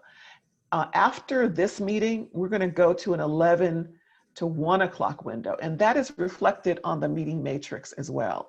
We're going to use those 2 hours to invite folks to help us in the coordination space. And so today we're going to ask you all to help us identify, first, to identify yourselves as specific table leaders. We're looking to do a implementation action table process that allows us to take each category and position it as a implementation action table with some table leaders to ensure that every single action strategy, every single category within the actions, within the Youth Master Plan gets attention, and that the tables are populated with folks who are doing work in those places. So to Barry's point, that there are folks in our community who are doing this kind of work. And we would like to engage those folks in the common space of table to help us lift up ways that their work they know, and work that needs to be created can be used to lay out action strategies that uplift the solutions per that category. So we're going to use the CYPB meeting schedule to allow for that 2 hours to be broken out, with the 30 minutes being about some operating stuff and the setup for how the implementation work will go forward. We'll then have the hour for the tables to gather in around their specific agenda for the day. What is it that they're going to get accomplished that day around the build out and the connection of the actions that are going to lift up the solutions in that category. And then we want to come back and report out around where we are, what needs to come next, and what's still needed.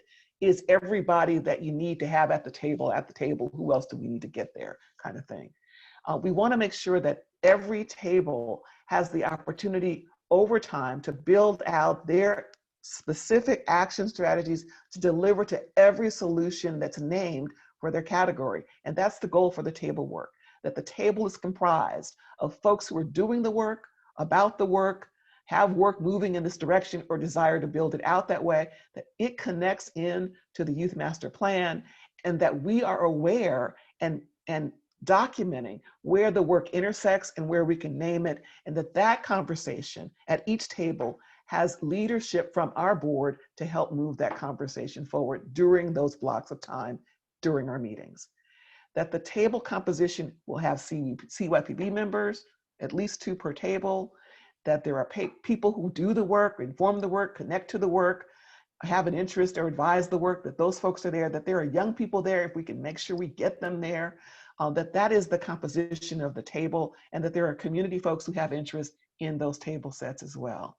We will offer support by way of the CYPB team and the TrepWise team to provide process design and tools to make the flow of this process, building action strategies, work fluidly in a way that's similar to how the work worked in building the solutions in the first place. And so that's how we want to convert our meetings into action building meetings that engage those who are involved in the action now, but not connected to the larger story. We're not saying we're going to do the work as CYPB, but we'd like to coordinate it, hold the documentation so we can lift up all those players who are doing that work with the message around our impact and measuring our results, demonstrating where we need greater resources, where we need to partner stronger, and how to do that strengthening so that we get to the results and the solutions as written over time, recognizing that this is not an instant turn.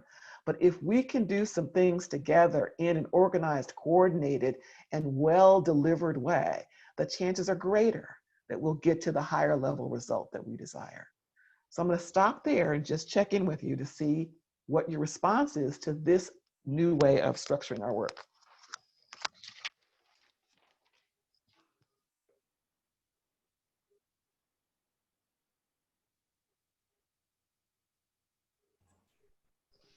Hey, Karen.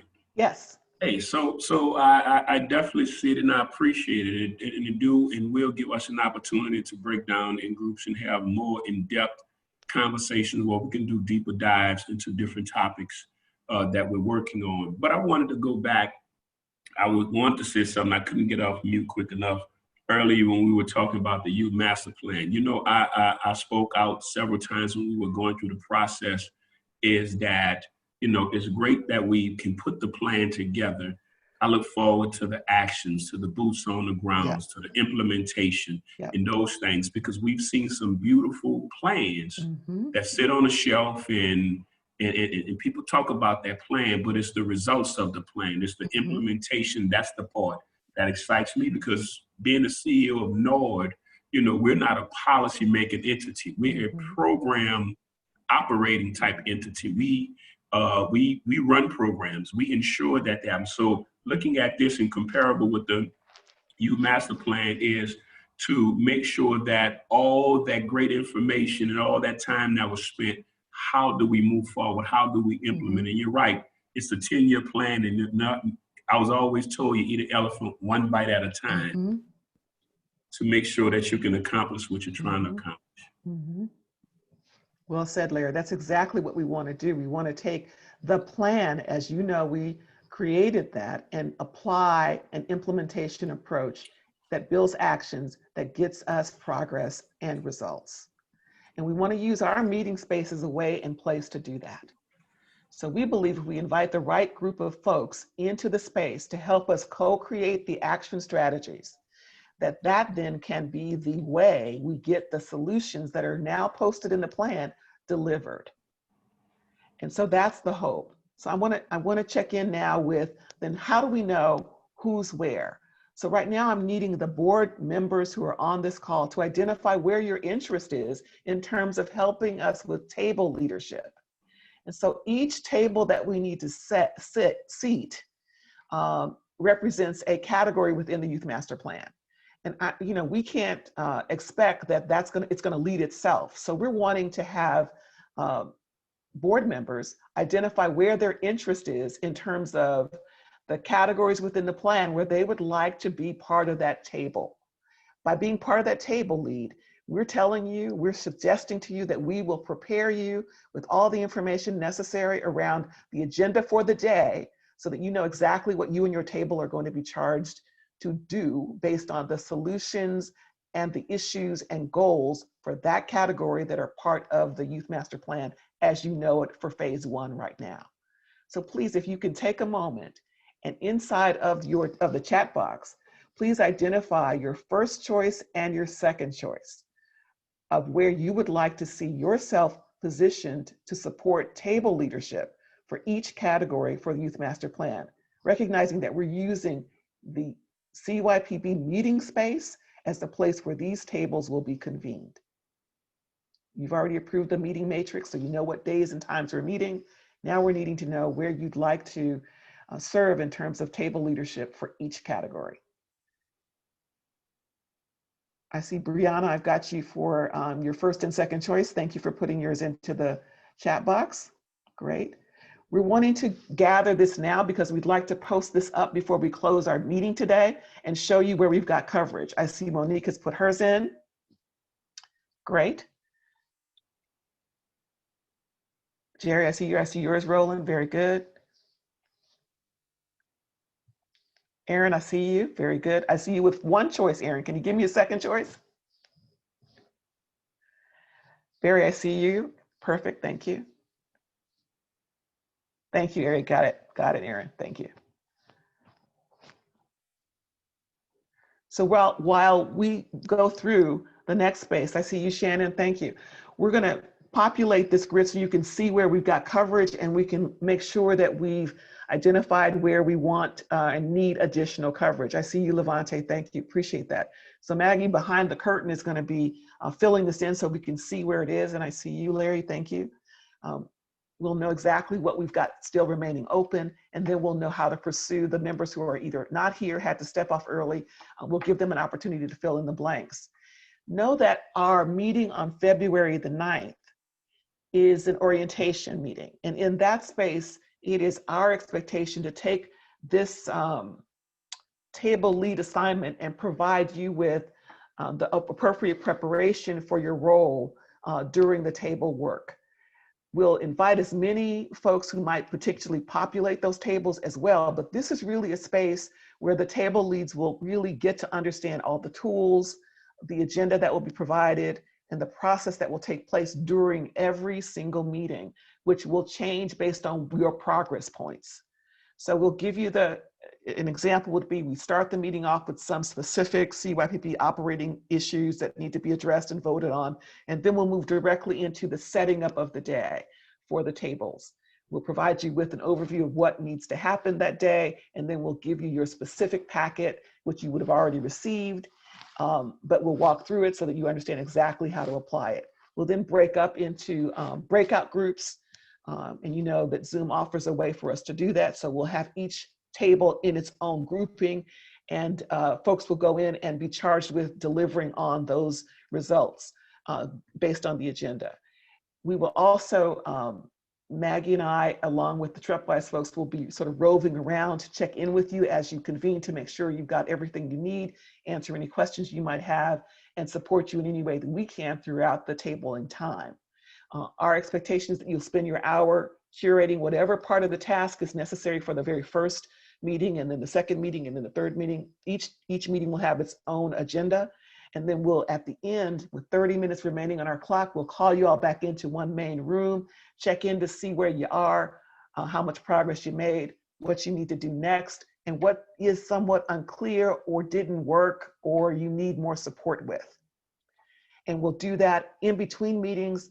The CYPB team will sort of help to check in around what you've built out, provide answers and connections to anything that's undone for you, look for ways to support you in greater ways, by either reaching you in between the meeting or setting you up better for the next meeting to come. And we'll grow that all the way throughout until we get that finished. Meanwhile, along the way, our data warehouse folks will be using what y'all come up with to build out the appropriate data sets that will be held and captured in partnership with our Xavier team. And they'll build out our ways of holding data and building data reports that intersect with the appropriate tools that are being built to support the submission of data, so that we can get out what we need to get out and see what our progress looks like. So I'm going to ask Maggie for one other thing. If you can go to the next slide, Maggie, while you're assembling. I see folks are filling in the chat box. We have a question for you as we finish our grid here.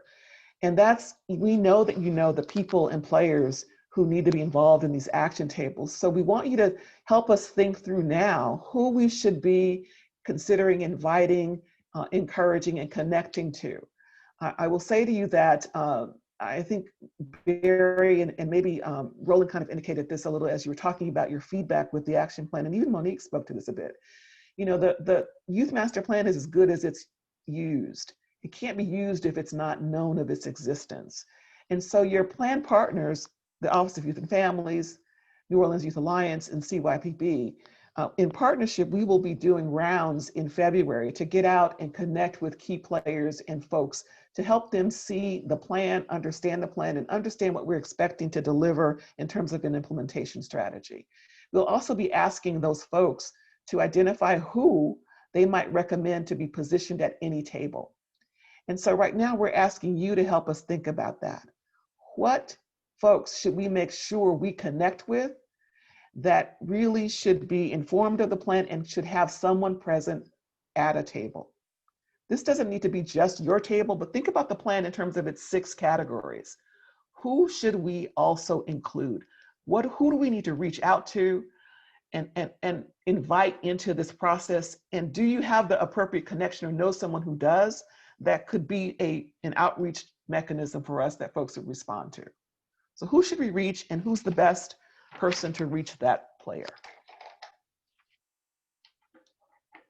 Taking notes now. Looking for your insight. I think, this is Aaron. I definitely think that school leaders or more people who are in the education space, because without looking at the plan, again, it occurs to me that a lot of the suggestions, there's a lot that revolves around schools and putting things into schools or making sure things are being done in schools. And so I'm making a distinction here also between, we have the representative of NOPS, right? But we need the people who are inside schools and school leaders. And if there's an organization of school leaders, a way to penetrate the sort of charter school system, and also understand how to implement something across this decentralized system. Good point. Thank you, Aaron. And so are you aware of that system, or is that system we have to explore, the CMOs and their either organized body or an organized body of principals, or that we don't know? I believe there are cohorts of principals that get together to sort of do professional development work as a group. That might be an avenue that we could consider. But am I hearing you right? Is that what you're thinking? Yes, absolutely. I don't know. I don't have the answer to those questions, but yes, that's exactly what I was thinking. Okay, great. Thank you. Other ideas for folks in terms of who we need to make sure we reach out to and include, connect to, so that they're part of the tabling? To add to Aaron, I think I have to comb through my emails. I think I have to connect to that CMO not organization, but whatever that board is of those leaders, a contact. Okay, great. The other big area is like mental health. That seems to be another theme throughout the plan, and we obviously have Barry here, but because mental health services seem to be such a big part of this, it would seem that there might be other folks in that space that should be a part of this as well. But again, I don't necessarily know. I don't necessarily know who those people are. We do have MHSD on the call. Jerry is on the call, but I'm hearing you that we need to be very deliberate about making sure we include a wide bandwidth of those folks as best possible. There are also some like conversations starting around, just really what our continuum of care is in the city and how, like, where the gaps are and how to build those out. Those are really in some early stages, but as they do, I think just injecting these priorities into the conversation and using this document to really guide, as a community where we want to grow mental health. I mean, I think COVID reset the mental health landscape. And so I think there's going to be a lot of rebuilding in the next, month, 6 months, years and years. And so I think just wherever those conversations are happening, just interjecting these priorities into those conversations will be really important too. So Barry, you can help us identify those conversations and maybe key players that we make sure we include. Yeah, I would be happy to do that wherever I find myself in those, but I know, schools are having those conversations too. So I don't think that they're happening in a really coordinated way yet, but I think they're starting to happen. So I do think that this will be really valuable in informing those conversations. Excellent, thank you. And I'm sure MHSD has, even a bigger kind of macro level of what's happening in different regions and, can help us in that process. Excellent. Other ideas of audiences or table participants that we need to make sure we do an outreach, a direct outreach to?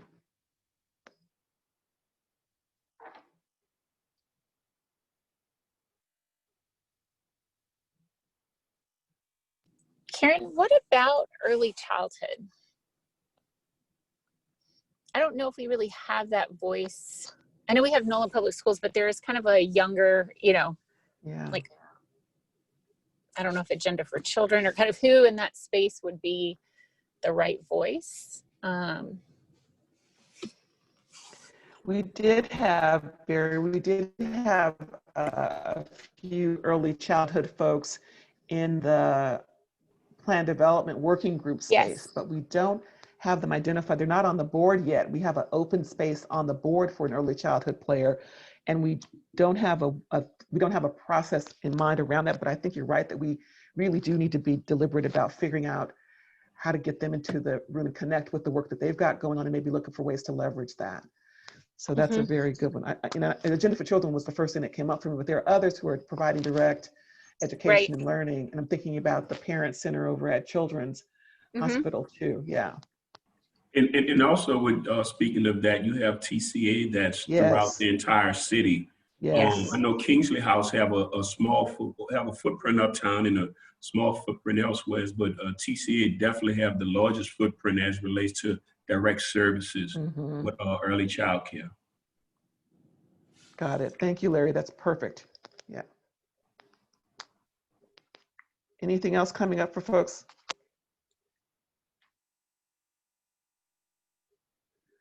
So we're going to invite you to sit with that because sometimes it comes to you away from the meeting space. When we send you the calendar information for the series of meetings that are reflected on the meeting matrix, we'll invite that question for you as a reminder so we can think about that together. We'll also track better with you in terms of showing you what we've got in mind. Know that the Office of Youth and Families, the New Orleans Youth Alliance and CYPB are building a matrix now so that we can get out and make sure that we're touching these audiences, and we'll keep you updated about that too. But want to make sure we don't miss anyone that you might know or might have particular access to. So I've gotten some access points here and we'll just keep you posted.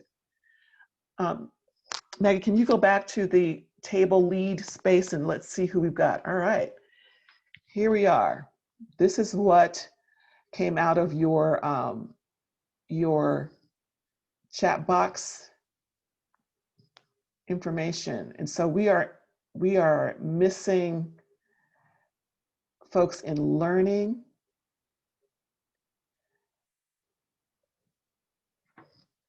We need some additional player. We need at least one other player there. So if anyone has that as an area of interest that we can plug in, love to have a second player in learning. And then what we'll do at CYPB is we'll go through and look at how to sort of manage the distribution here. And then, thank you, Monique, for that link. And then Maggie, Jerry is locked out from mute. Can you unmute her? She's got some things she'd like to add. Yeah, I'm working on it. I think it might be something you have to do on your end, Geraldine, but I'll see if I can send you an invitation to unmute. Great. All right, so you can see we've got good interest. We'll just move this around to ensure that our interest is balanced, representing a first and second choice well, so that we get you covered at least as best possible, but we need to make sure we're covering some gaps, and our greatest gaps are in learning, which is so interesting. All right. Thank y'all for identifying, and we've got a few folks who are not here, and we'll be able to go through and close this out and send you then between time. We'll send you the summary of this so you'll know exactly where you'll be positioned. This, of course, will be played out well at the February meeting for the orientation, because we'll provide you with the summary of this and also the information specific to your group and the tools that'll be used to move those table conversations forward per your choices. Any questions or comments before we move on to the Youth Advisory Board?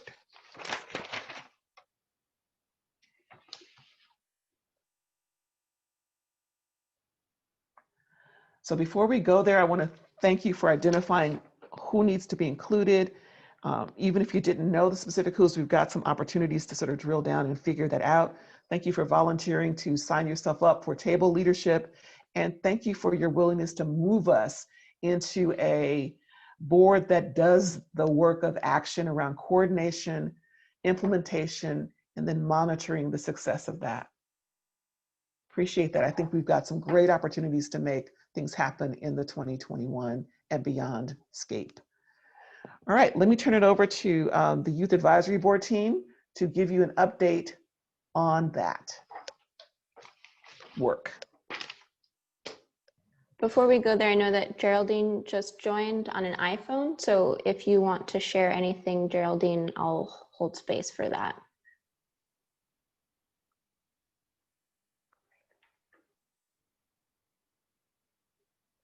Okay, I will move on. All right, it looks like Cloud, our Youth Advisory Board member, is joining right now. So while they get situated, I'll do a quick just kind of overview. My name is Maggie Herman. I am the Projects Planning Coordinator with CYPB, and this is an update about and from the Youth Advisory Board. Cloud, a Youth Advisory Board member and the Youth Advisory Board Treasurer, is going to participate in this update, and our Youth Advisory Board Chair, Madison Hilliard, was planning on joining but had some family matters to attend to, so she's unable to join in the update. The first thing on this list is the Biden-Harris Transition Team Youth Focus Group meeting. There was an opportunity to participate in a meeting that was around the Biden-Harris Transition Team. Madison joined one of those meetings, and there's another one that is this week. And so we're looking forward to giving a fuller update once we've had a better picture of how those meetings have been run in our next meeting. So we'll put a pin in that. And the next piece of this update is the Dismantling Adultism Project. Cloud, I know you just joined. Are you set to share out? Yeah, of course. Okay, great. I will hand it to you. Just make sure you introduce yourself and then you can take it away.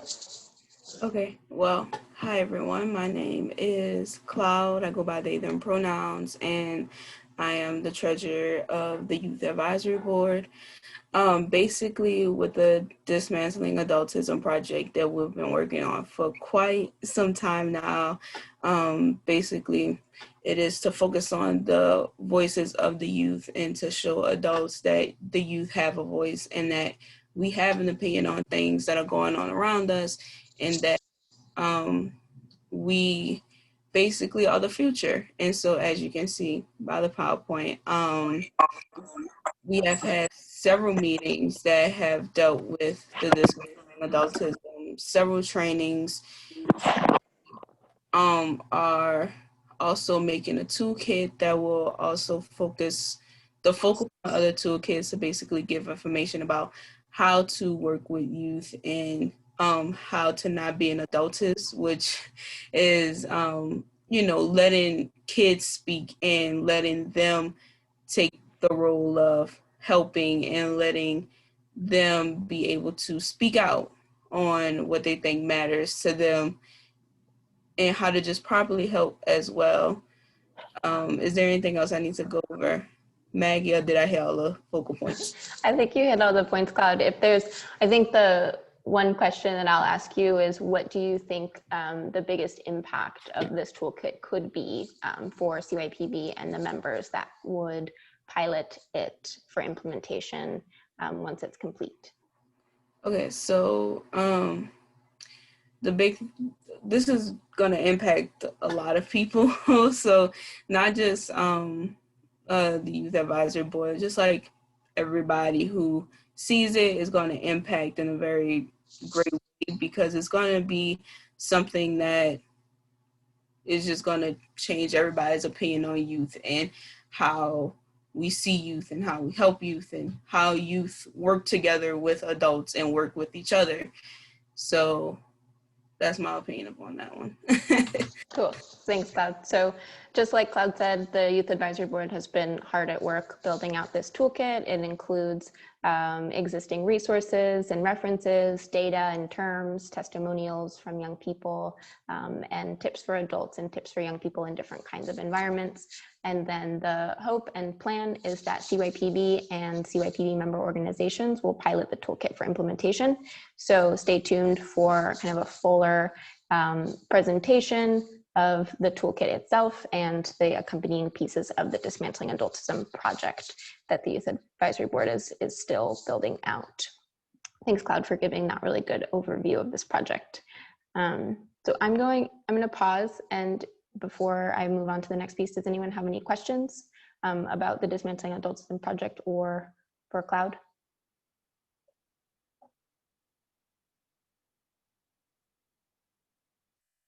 Okay. The last point of the Youth Advisory Board update is about Youth Advisory Board recruitment. So you should have received an email yesterday on Monday about our Youth Advisory Board recruitment launch, which we kind of quietly launched right before the holidays. We had a couple of applications that trickled in, and then now we're doing a big push and asking folks to support us in sharing out the details and information that our Youth Advisory Board has 6 slots open. So I'm going to click on this link, which is going to lead to that email so we can look through it together. It has all of the details necessary about our current recruitment process and what we want people to know about it. So the Youth Advisory Board is open for young people in New Orleans ages 14 to 24. The criteria is that you live, go to school, or work in Orleans Parish. And the Youth Advisory Board term is a 2-year term. And so as new members join, they would join for the 2021 and 2022 year. And we operate on a calendar schedule. So January is our term start time. As you can see from this lovely collage, the Youth Advisory Board of New Orleans Children Youth Planning Board is a group of dedicated New Orleans youth who give voice to their experience, expectations, and aspirations. They inform, co-create, and lead planning and action that improves outcomes for all New Orleans youth. This past year, they worked really hard in informing and leading the Youth Master Plan development process. And this coming year will work in the implementation and action space, as well as in other projects like the Dismantling Adultism project that find home within the Youth Master Plan as well. So again, we have 6 spots open. There is a form that folks can click in this space to apply. I think there's about 3 or 4 open-ended questions that folks are filling out as part of this application. Again, we're looking for 14 to 24-year-olds, and we want leaders of all kinds.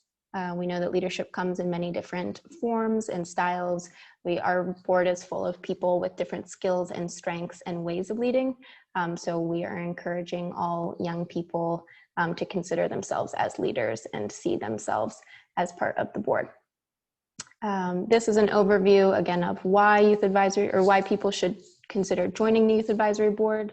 Something that came up from our youth advisory board members as they reflected on this past year was that it was a real-time opportunity to work on a project that could have really big impact.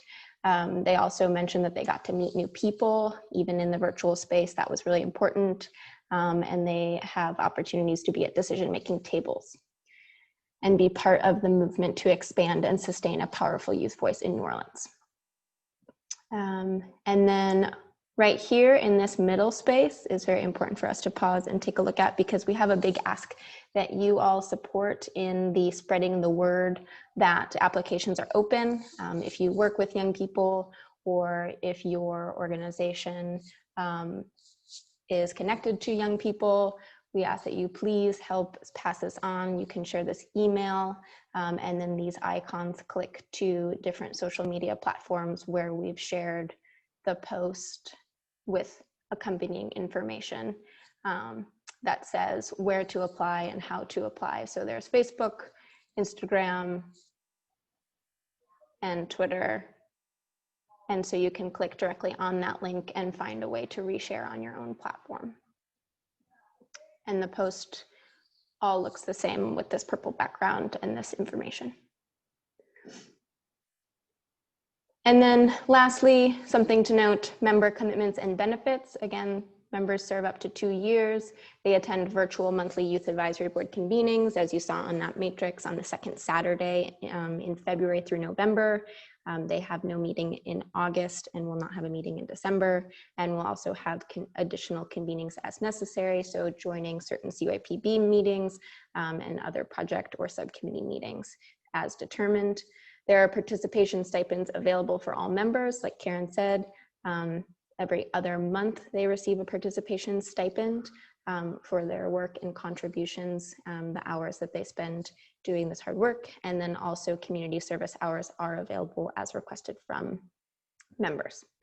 So that is this communication around our recruitment, and the applications are due on Wednesday, January 23rd.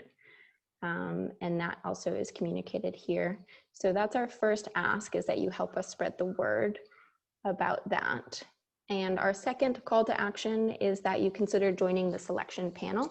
So a quick overview of that is that we have the applications due on Saturday, January 23rd, and then we'll have the youth advisory, on Wednesday, January 20th, and on the 23rd, a group of youth advisory board members will do the first round of reviewing the application to determine who moves into the virtual selection panel experience, which will be held on Saturday, January 30th on Zoom. And we are looking for 3 CYPB members to join the Youth Advisory Board and the CYPB team as part of a selection panel. And I'm going to see if Monique Robinson would be willing to share a little bit about your experience last year in the selection panel, as this year will hopefully make it a bit similar, even in the virtual space. So Monique, would you be willing to share a little bit about what it was like to be part of that selection panel last year? Sure, Maggie. And I will say this, thank you to the staff of CYPB. you all usually make the process for members not that labor intensive, as you have been very supportive. And not only this process, but as I'm even thinking about the implementation tables. So much appreciation to y'all and shout out. And I wish I had that kind of support at NOLA BA as well as in my personal life. But this process, I have not worked with young people in a very long time. Our organization doesn't directly work with young people. So this provided an opportunity for me to get some interaction. I love direct services and I miss it quite a lot. And so this was an opportunity for me to insert myself and work with young people directly again. I would say to the other members that may be interested in, obviously you're a member of the board, but you may not have a lot of time to commit to some other activities that we're doing. This would be something that, again, is not that labor intensive, but allows you to participate and engage with young people. It's also very helpful as we move into this year of work,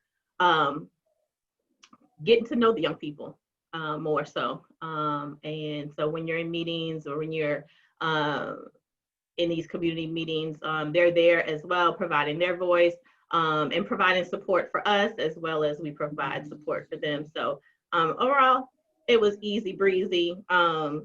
To Maggie's point around, there are various different lived experiences of the young people, and leadership looked very different, and it wasn't just a stereotypical, same young person that's in this organization over and over and over, and they're just, trying to build out their resume, which is great, but really there was a level of commitment from all of the applicants, and they took it very seriously, so that was exciting to see. Only disappointing thing this year, it won't be as hands-on. As I was able to see a lot of young people not only lead and then follow and then switch roles depending on the circumstances. It was just refreshing to see a lot of young people not want to leave anyone behind, as well as change the narrative around what young people are doing in New Orleans. So cool. Thanks, Monique. That was a really good report out. I think to Monique's point, within the panel process, we made sure to ask a set of questions, allowed people to kind of show their individual perspective. There was also a group activity, so everyone was able to demonstrate their various versions of leadership, and we kind of monitored and observed the outcomes of that. And then there was some key questions around their perceptions of the narrative and how they would change the narrative.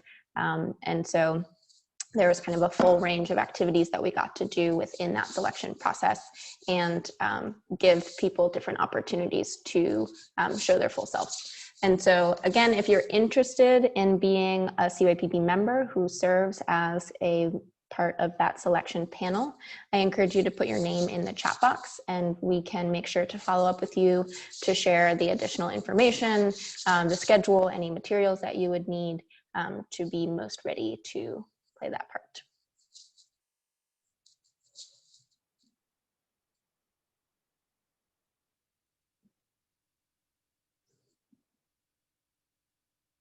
Does anybody have any questions before I move on?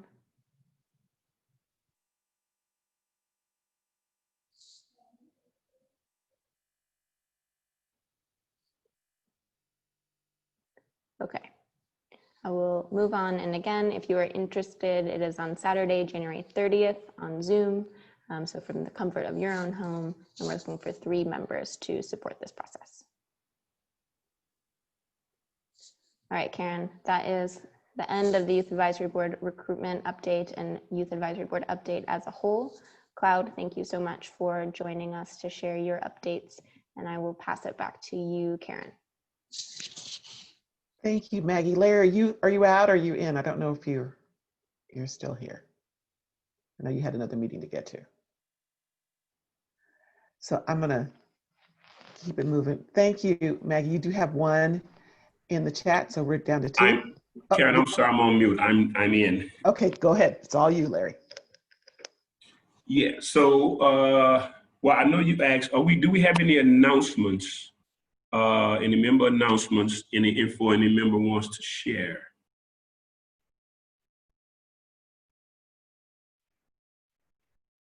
Okay, well, I want to thank everyone. This is our first 2021 meeting. This is my first meeting as the chair, and I want to thank you for being patient with me. Thank you for allowing me again to serve as the chair. Our next meeting is, what's our next meeting, Karen? I'm sorry. It's February 9th, 11 to 1. That's our orientation meeting. Yes, next meeting is February 9th, 11 to 1. You will be receiving an calendar invitation to participate in that meeting. And with that, I look forward to, again, serving as your chair. I want to thank you, Karen, for all your hard work, and also Maggie. I want to thank you all for all your hard work, commitment, and dedication to ensuring that CYPB continue to not only move forward, but grow and thrive and make a major impact in the city of New Orleans and with our youth. And with that, I want to adjourn. Are there any questions before I adjourn? Larry, just one thing I want to just remind folks to send your photo to Maggie by Friday. If you have any action table recommendations, send those as well. And please do share the Youth Advisory Board recruitment information with your networks. All right, that's it, Larry. All right, thank you all, and let's have a good week. Bye. Very good. Bye-bye. See you Thank guys you, next Larry. time.